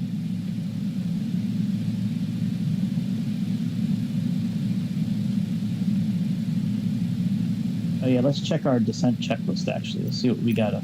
Let's see what GigaChad says we have to do. All right, PTU on.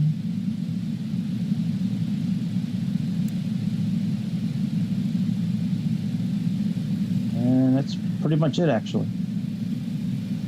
Oh yeah, we gotta set our speed bugs for. So let's click on this for speed bugs. And let's click on this for descent. That's pretty interesting how you can just click on this and, it sets your speed bugs for you. I'm not going to do anything with, well, I guess I can adjust the pressurization now. We'll adjust it as we go down.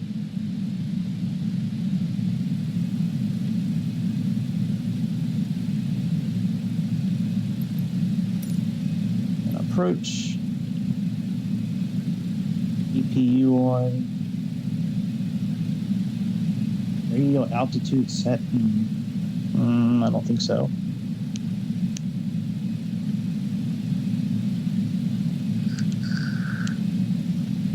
That's cool. What part? You already know what part of America you're going to? This new woke America that we have.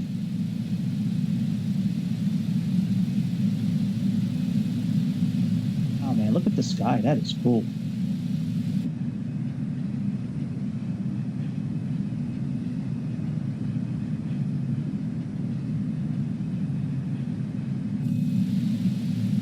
That is cool.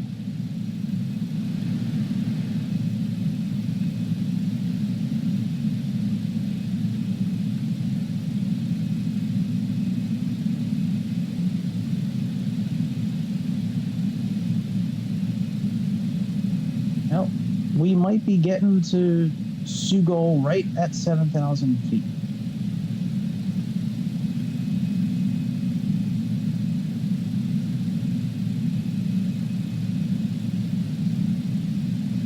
And then Neetam, we need to be at.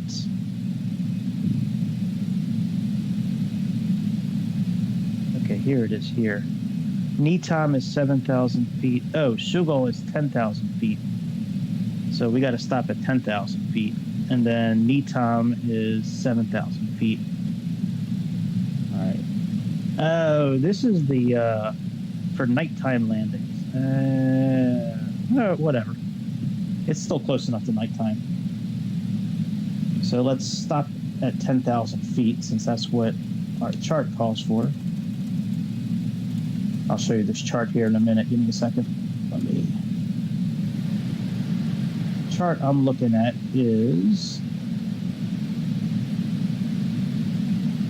right Night transition, ILS 18 right. Here's the chart I'm looking at here. This is the landing that we're doing today.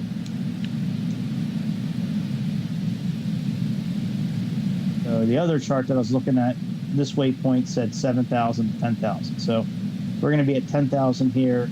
We're going to hit NETOM, get to 7,000, and then we're going to go up to here, go here, go here, and then capture the glide scope. We got NETOM, NERSI, and AM 607, AM 608, AM 621. Yep, that's what we're going to be doing. Good, man. I appreciate you liking the videos. That's cool. I don't really ever plan them out. I just like plug in where I want to fly and just talk. The Aerofly videos, those are a little different. When I make those Aerofly videos, I actually have to do the voice and everything separately. I can't record the voice at the same time. I record those from the iPad, and I can't mirror the screen long enough to do a streaming video, so I have to screen record. I have to screen capture those on the iPad, and I cannot adjust the volume of the simulator when I'm doing that. So I can't do my voice at the same time because you just can't hear it. So those I always wind up, voicing everything afterwards. But yeah, man, I appreciate that. Thank you.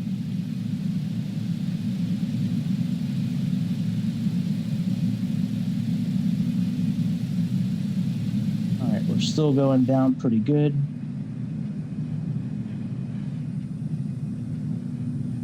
Be in Amsterdam in no time.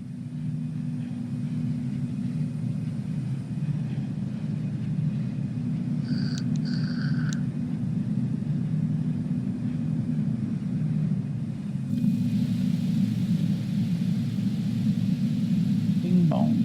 Let's see. Seatbelt signs have been switched on. Please return to your seat on. I wish more flights in the simulator did that kind of stuff. Oh, we got to turn the ATC back on. Shit. Otherwise, we're not going to have the air marshal. So I found out through trial and error that if at almost every airport, if you use the ATC when you land and you contact the ground so you can figure out which gate you need to go to, usually at that point there'll be an air marshal there with the little glow sticks waving you in, and he actually directs you. He will tell you to go left, he'll tell you to go right, he'll make the X. So not every airport.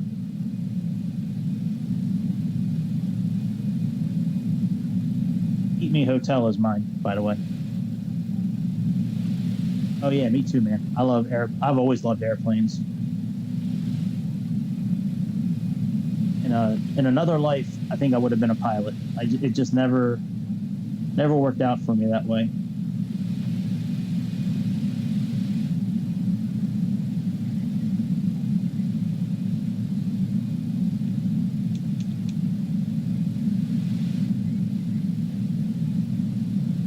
Mercedes 5500.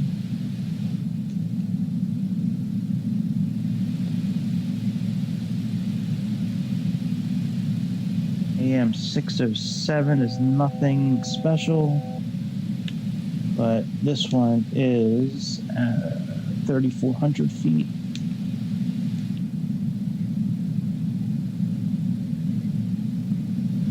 And let's see here.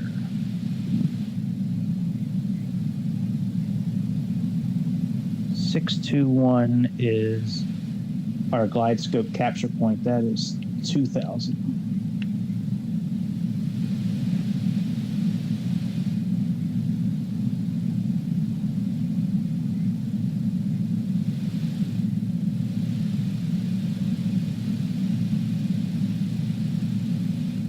should be just about at our altitude now.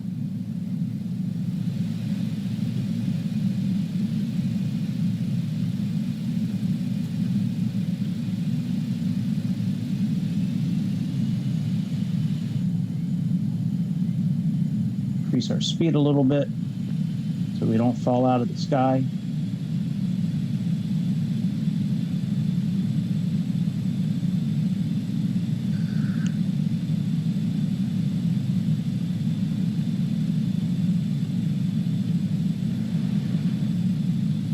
Oh no, our screen's kicked off.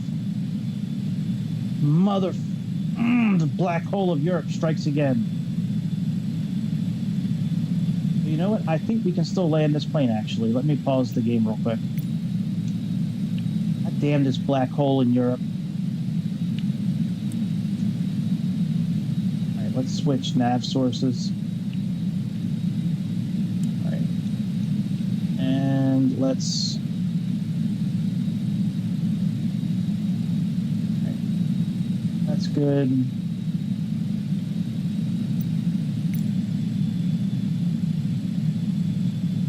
Damn it.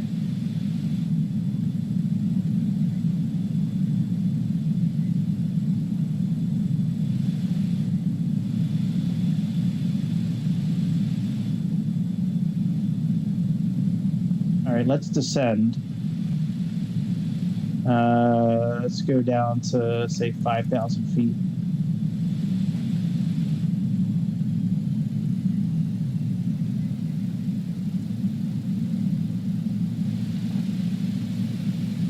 At 304.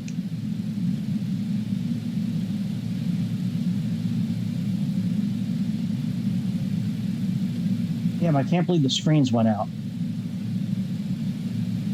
I think we can still... Oh, it's like 2:40 in the morning right now. All right, let's descend down to 2,000 feet, which is our glide scope capture point. We can still land this plane. We have old school instruments. It's gonna take a little work, but we can do it.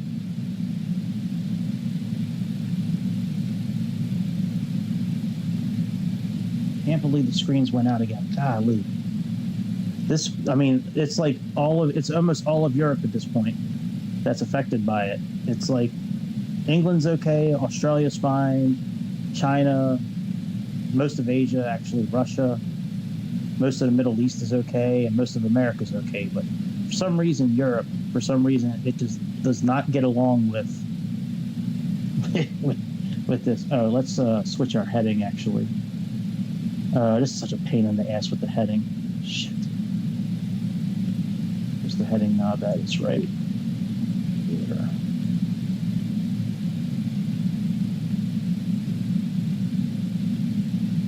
No, that's rudder. Where's, yeah, no, that's heading. That's rudder. Is the heading knob here?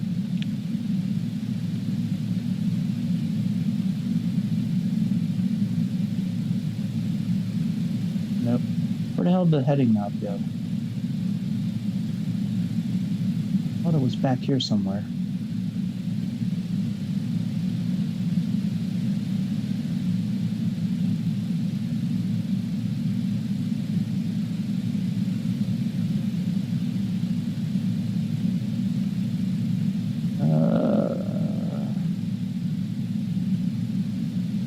Let's roll. Where the hell did the heading knob go?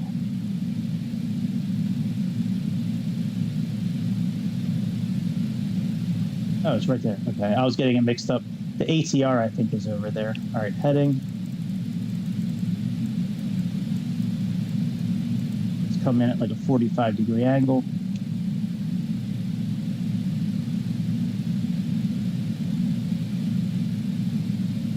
Slow down some more. Say we're only 15. So what I'm going to do is I'm going to continue on this course here. Once the once this line crosses, I'm going to go out, back out to sea a little bit, make a big U-turn. And then hopefully at that point, the glide scope needle will be above where it should be. We'll be down to 2,000 feet, and we'll be okay. Cannot believe it went out again. That is crazy. It's like all of Europe, man. Oh, we lost our VORs.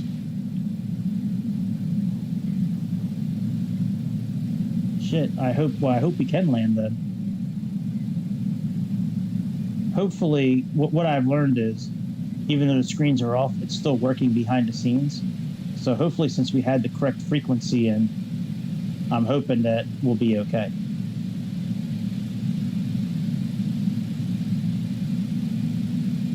We will find out shortly.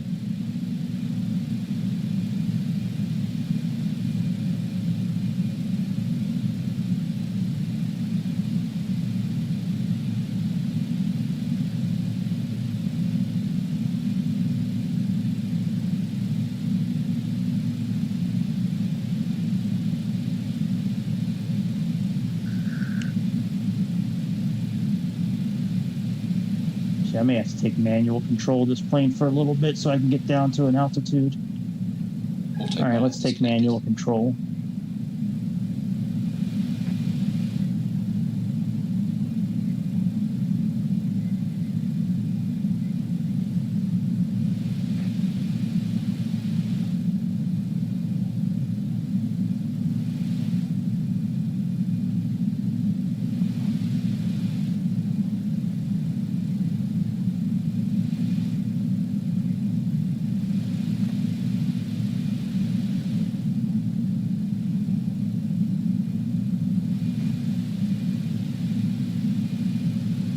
It really sucks that you go through all this flight preparation and cruising and doing everything, and then the simulator just shits on you. Says, yeah, you don't need any instruments or any screens.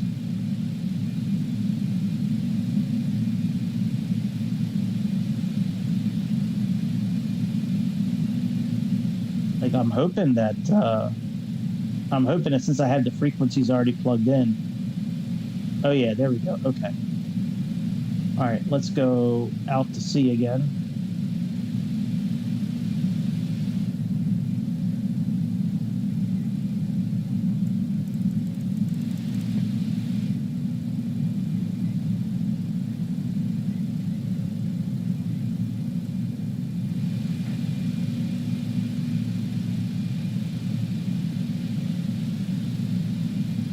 I'm determined to land this plane.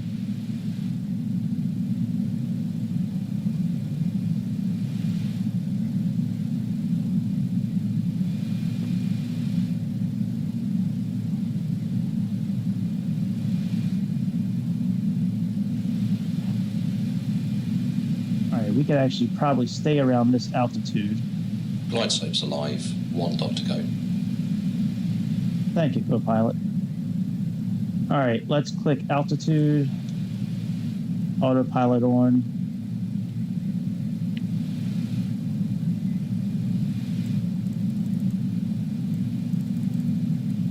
All right, let's go out to about 20 miles and then turn around.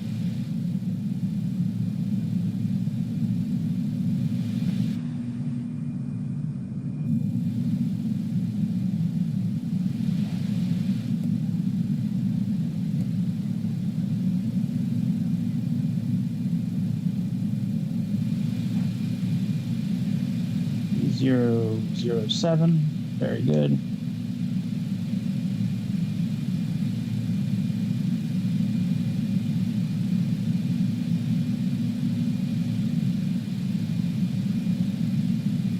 And we're going to go out to about 20 miles and then make our turn back towards the airport.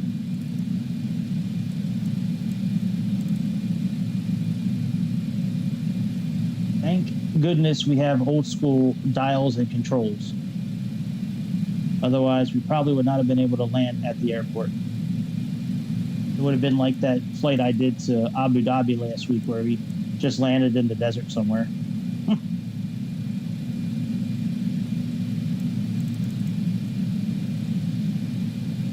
autopilot not working?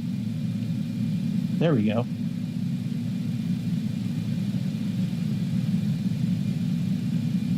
$2,500. Yes, thank you, good sir.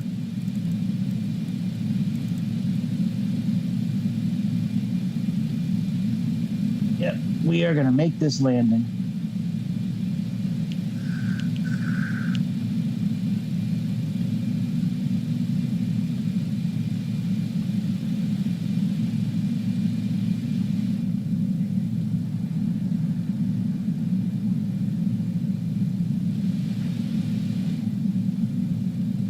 Why have I not slowed down at all?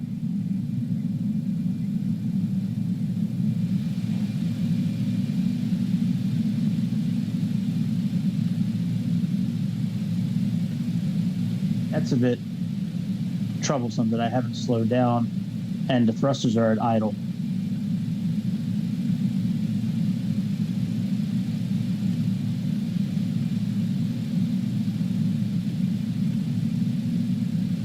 If I put some flaps in play, if that'll help. Oh, the flaps aren't even working either. I have no way to control the thrusters.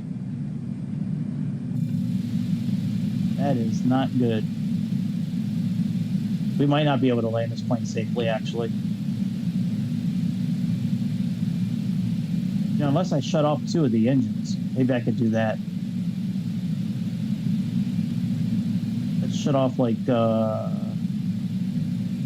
and 4. 1,000. Can I shut this down at all? No. Sink rate. Pull up. 500. That was close.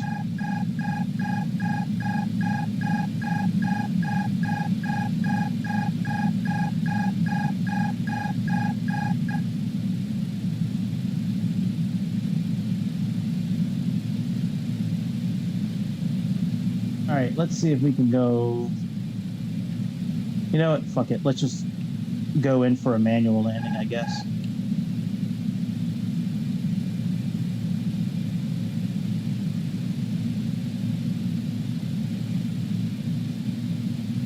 You can't even put the flaps down. Speed checked below 205. Select flaps 18. Yeah, thanks, buddy. If I could put the flaps down, I would.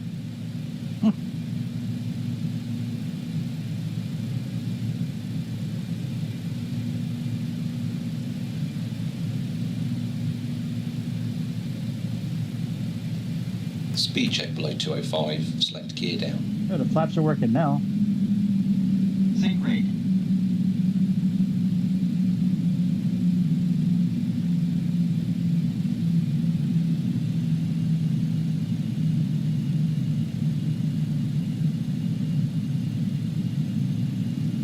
Now, if we can find the airport again, that would be great. Because I don't see it reading on the DME equipment anymore. Maybe we're a little too far away.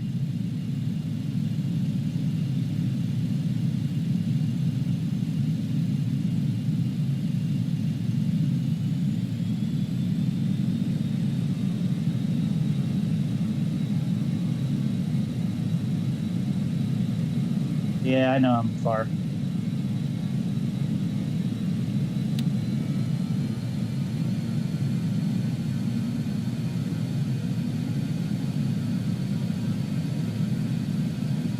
I want to get back up to about 2,000 feet because that's where the glide scope capture point is. So I'm hoping that once I get up there again. All right.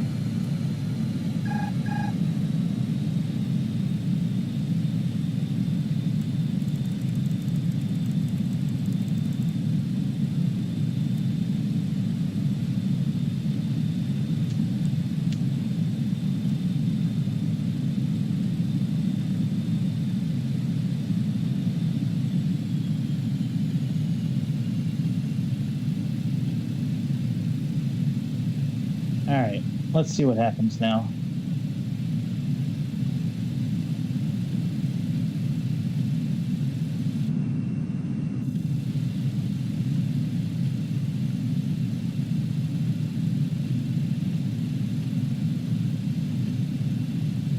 Yep, it is very hard without equipment, because I don't even know if I think everything's still programmed for.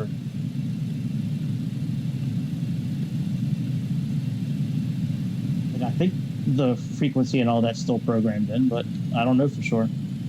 There's no way of knowing. All right, APU on. APU on. And landing is.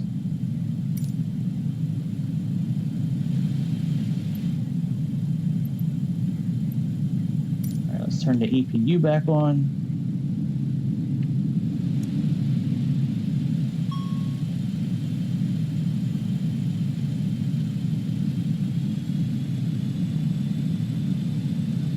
Okay, there we go. We're 24 miles away now. Let's put localizer. Localizer armed. Localizer captured. All right, localizer is captured. Let's put another. And let's set this for takeoff. It allows us to.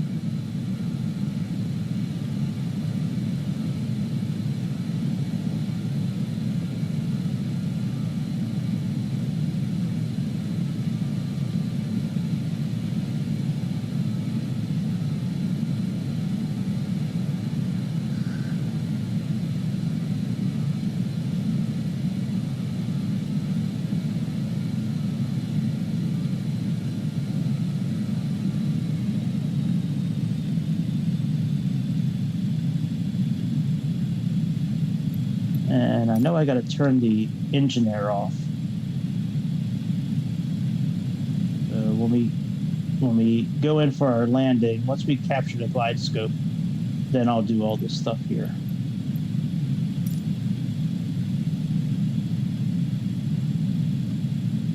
We're still good about 10 miles out from probably capturing the glide scope.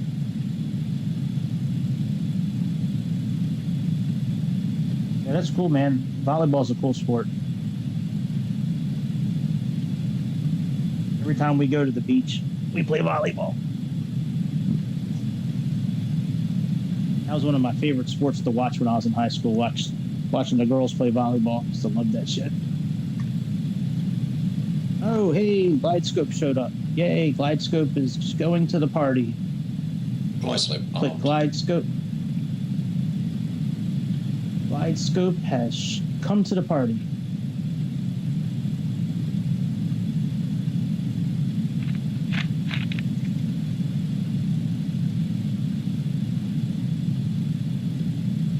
Sometimes you can't beat a plane that has old school equipment. That shit does not go blank when the screens go blank.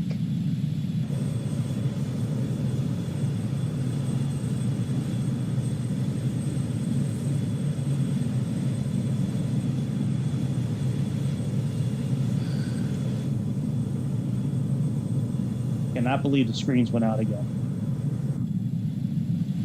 Crazy. Now it's going to be a little while before the glide scope probably actually captures, because according to this chart, at 2,000 feet, it should capture about 6 or 7 miles from the airport. So we got a little bit of time before. Well, you know, we could probably switch all this stuff now since we're coming in for landing. So AC pump is auto.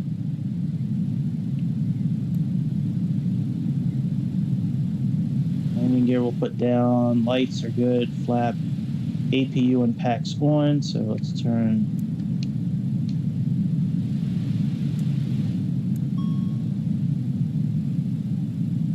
And engine air off.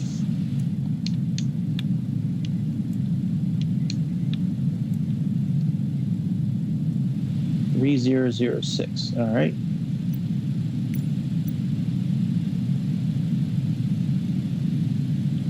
Adjust this.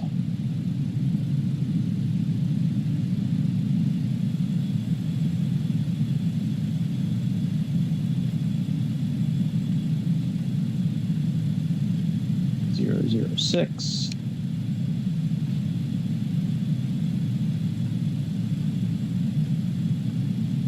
All right, we're still doing okay with speed. That's cool. What do you like? Play like in? You talking about like in your backyard? That's cool. If you got a volleyball net set up in the backyard, man, that's awesome.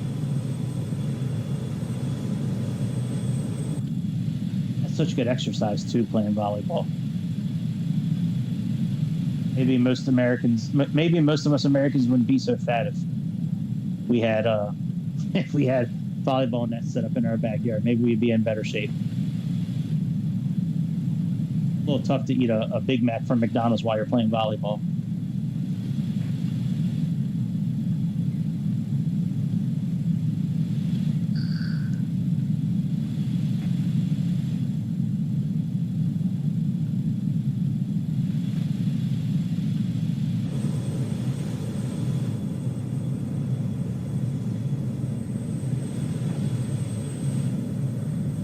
That's cool, man. That's real cool.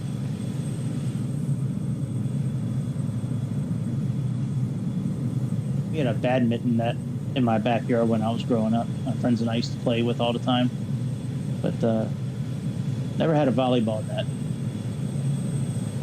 One of my friends had a couple of my friends had basketball courts, like in their driveways. We would play all the time, but I never had a friend with a volleyball net in his backyard.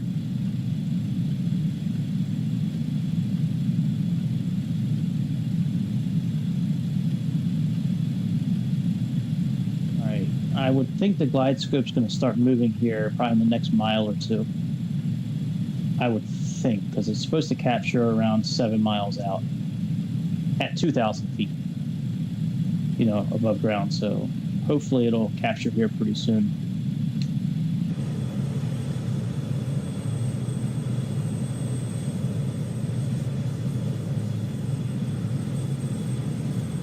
Let's put our gear down.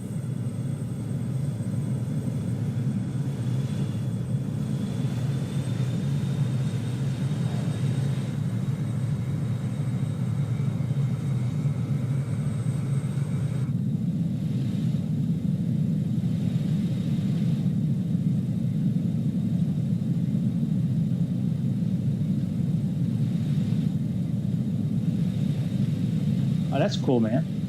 Well, I hope you do well in the finals. Not like a club league you belong to, like a local club league where it's like a bunch of you local guys just kind of get together, or is it like a league that kind of travels around part of Australia?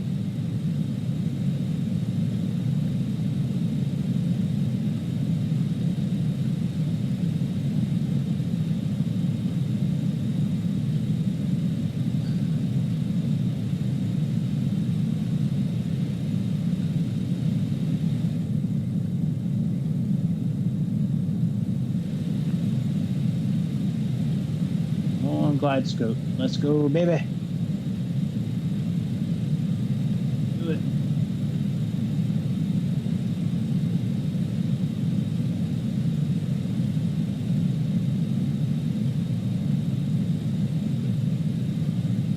Oh, glide scope. You can do it. Let's go, baby. Oh, okay. Well, that's cool. I didn't know if you were like, growing up or a kid. That's cool. So you're playing in school for school, I guess. That's cool. Or just a group of your friends and you guys do that. Okay. Well, cool. Yeah, we had my friends and I, we had like a little football, like American football kind of league that we would do, like at the beginning of each fall. And we would have team captains, and it was fun. It was flag football, so instead of tackling each other, we had like these little Velcro tags that we had on our on either side of our hips, and you had to pull one of the flags. All right, glide scope should be getting ready to capture. At that point, we glide slope captured. Awesome, we're gonna land. We did it. Microsoft Simulator tried to get us, but they couldn't get us. Couldn't keep us down. Let's go flaps full.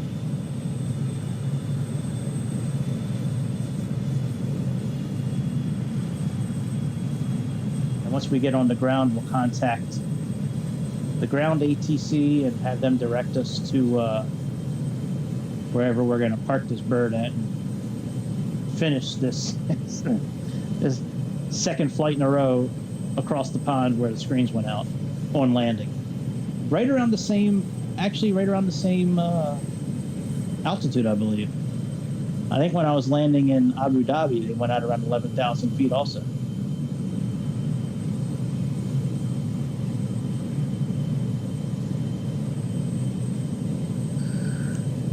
That's cool.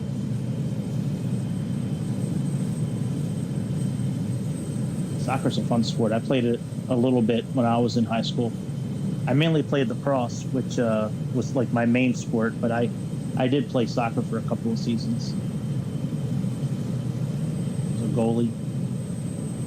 I figured if I was a goalie, I wouldn't have to run as much, but we had to run just as much as the rest of everybody when we were practicing. If I'm a goalie, I'm not going to have to do the hills and all the laps and the sprinting, and nope, not so much. Still had to do all that stuff. All right, I can see the runway now, right in front of us. Hopefully this plane doesn't try to land us too far. Like, hopefully it takes the adjusted barometer into the equation, since it gave us the barometer reading.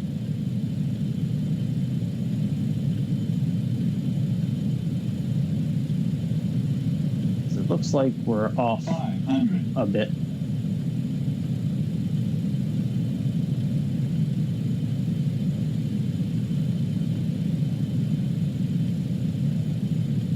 I think this plane tried to land me before. And yeah, in Hawaii, this thing did the same exact thing. In Hawaii, it tried to land me like 4 miles before the airport. It was trying to do the same thing just now. And I think it's because of the barometer. Even though it tells us to adjust it, it doesn't take it into consideration. So we'll just do a manual landing. Glide slope.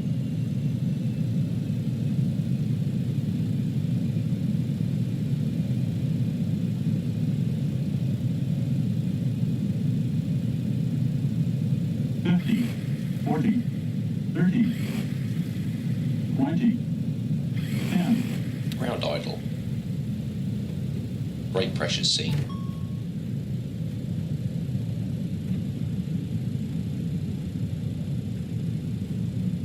Yeah, goalie is hard. Yep. 80 knots.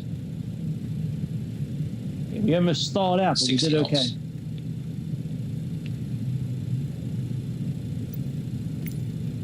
ATC.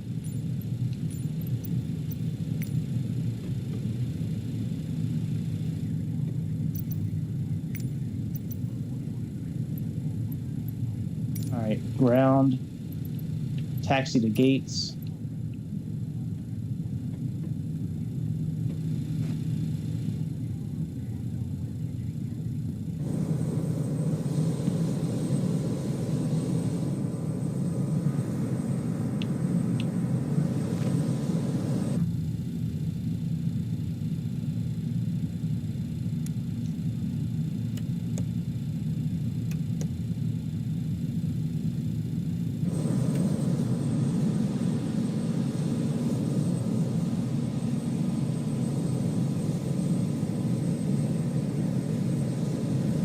Is it going to give me the lines for it or what? Usually there's a path for me to follow. Yeah, defense, that's what I played in lacrosse, man.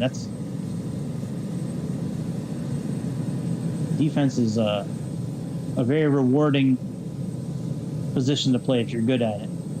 It's a good feeling when you stop somebody or you steal the ball from somebody or make a really good play.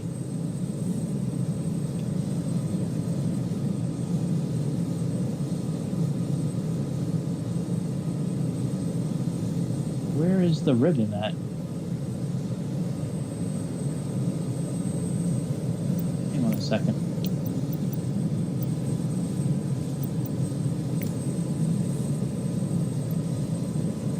Yeah, Yeah, we should have a taxi ribbon.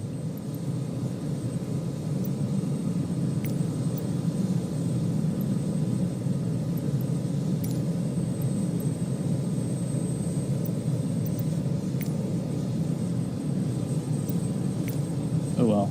Let's see what happens.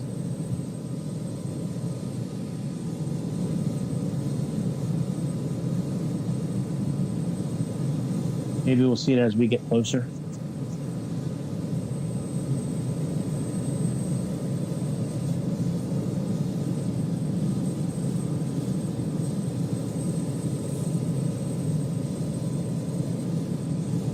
I don't see a ribbon anywhere. Usually there's a blue ribbon that shows us where to go.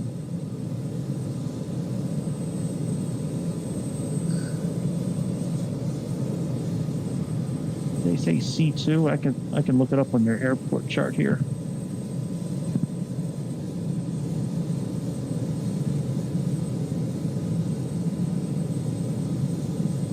Oh, we are far away, man. We got to go down this access road. And maybe where is C2 at? I don't see C2 anywhere.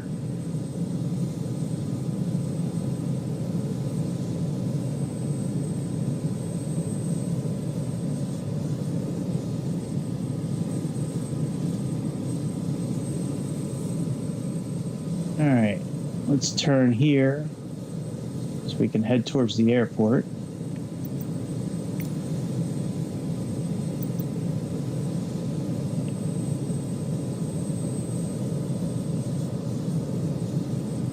Oh, G2. Not that that really changes anything. I still don't really know where that is, but... Oh, I see building G. Okay, I see it on the map. Maybe we'll get a ribbon as we get a little closer. I just want to see if the guy's going to be here with the sticks. That's the only reason why I'm doing all this. I want to see if the air marshal will be there with his little glow sticks waving us in. We need to go down this whole thing here, cross runway 18C.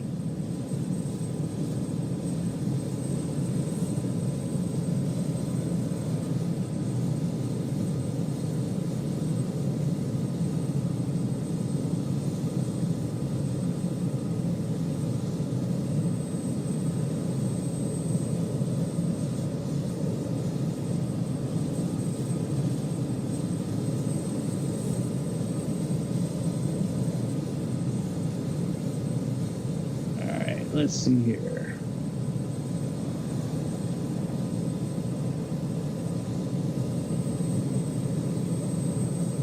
It's crazy that they have a runway so far away.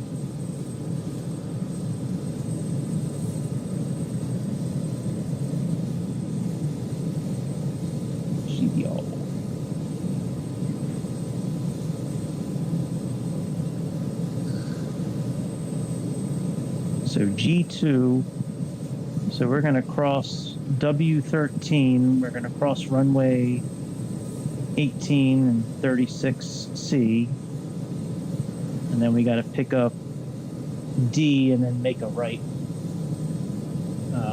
like aisleway D, like this one here that we're on right now is V. We got to pick up D after we cross the runway.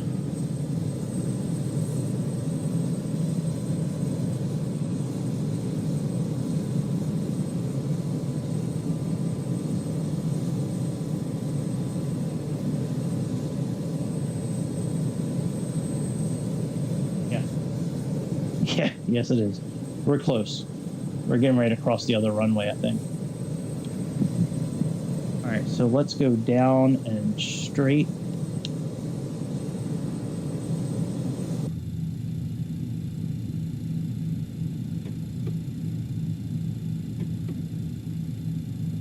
We're going to turn here.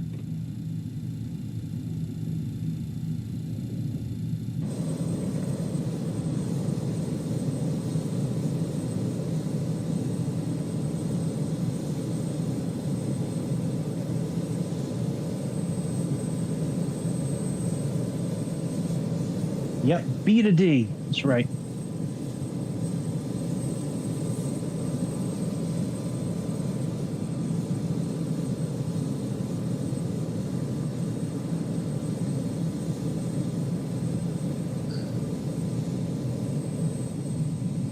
And here's the runway. And let's make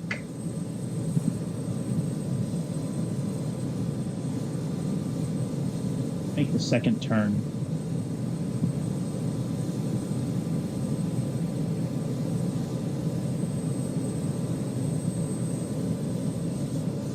This is going to be, we should have made the first turn. Oh well. Still be okay.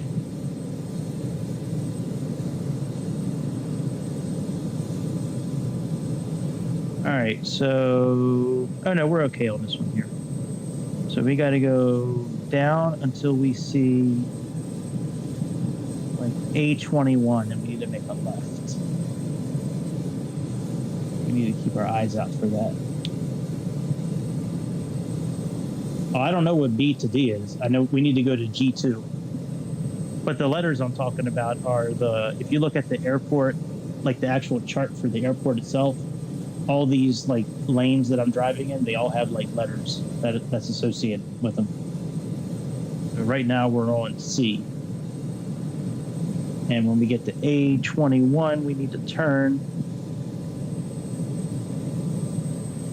What is this here? Okay, so I think we need to turn here. Let's see what this sign here says.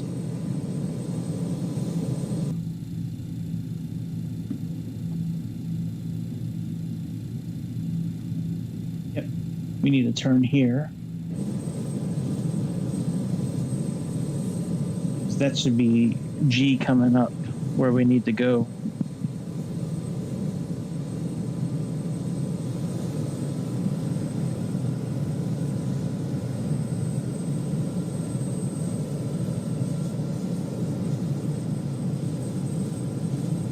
Pass. There should be a runway on our side here. Yep, there's the runway. On our left, we're going to pass this little building thing here. This little fueling or de-icing area.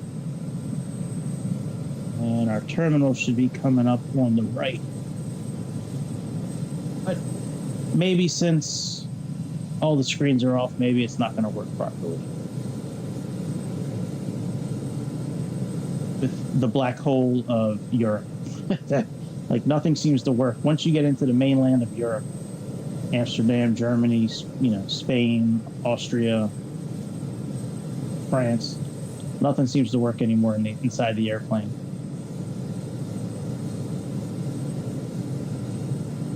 So this is G coming up here. Yeah, building G and H. So let's see. I don't know what G2 is. It doesn't show on this particular chart.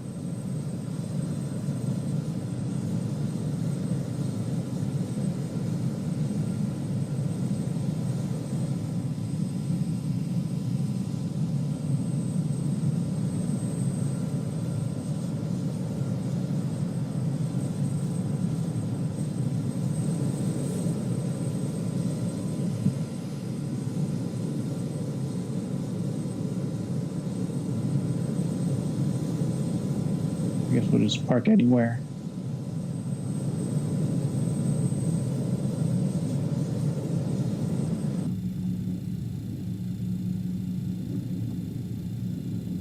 That's a shame. I was really hoping there'd be a guy waiting for us.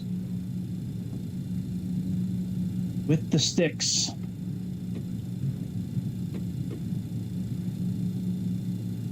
Oh well.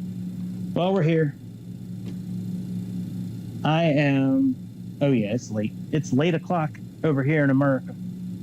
So let me get a few hours of sleep and then I'm going to wake up and do this again, but do a flight in America. Probably with the A310. Oh, hey, before we crash, let's turn it off. I did put the parking brake on, but for some reason it didn't stick. So, all right. Well, I certainly appreciate anybody and everybody who checked it out. Thanks for hanging out for a while, Jameson. I appreciate it. And certainly be good to everybody. Be good to yourself. Be good to me. And I will see y'all over the beautiful sky.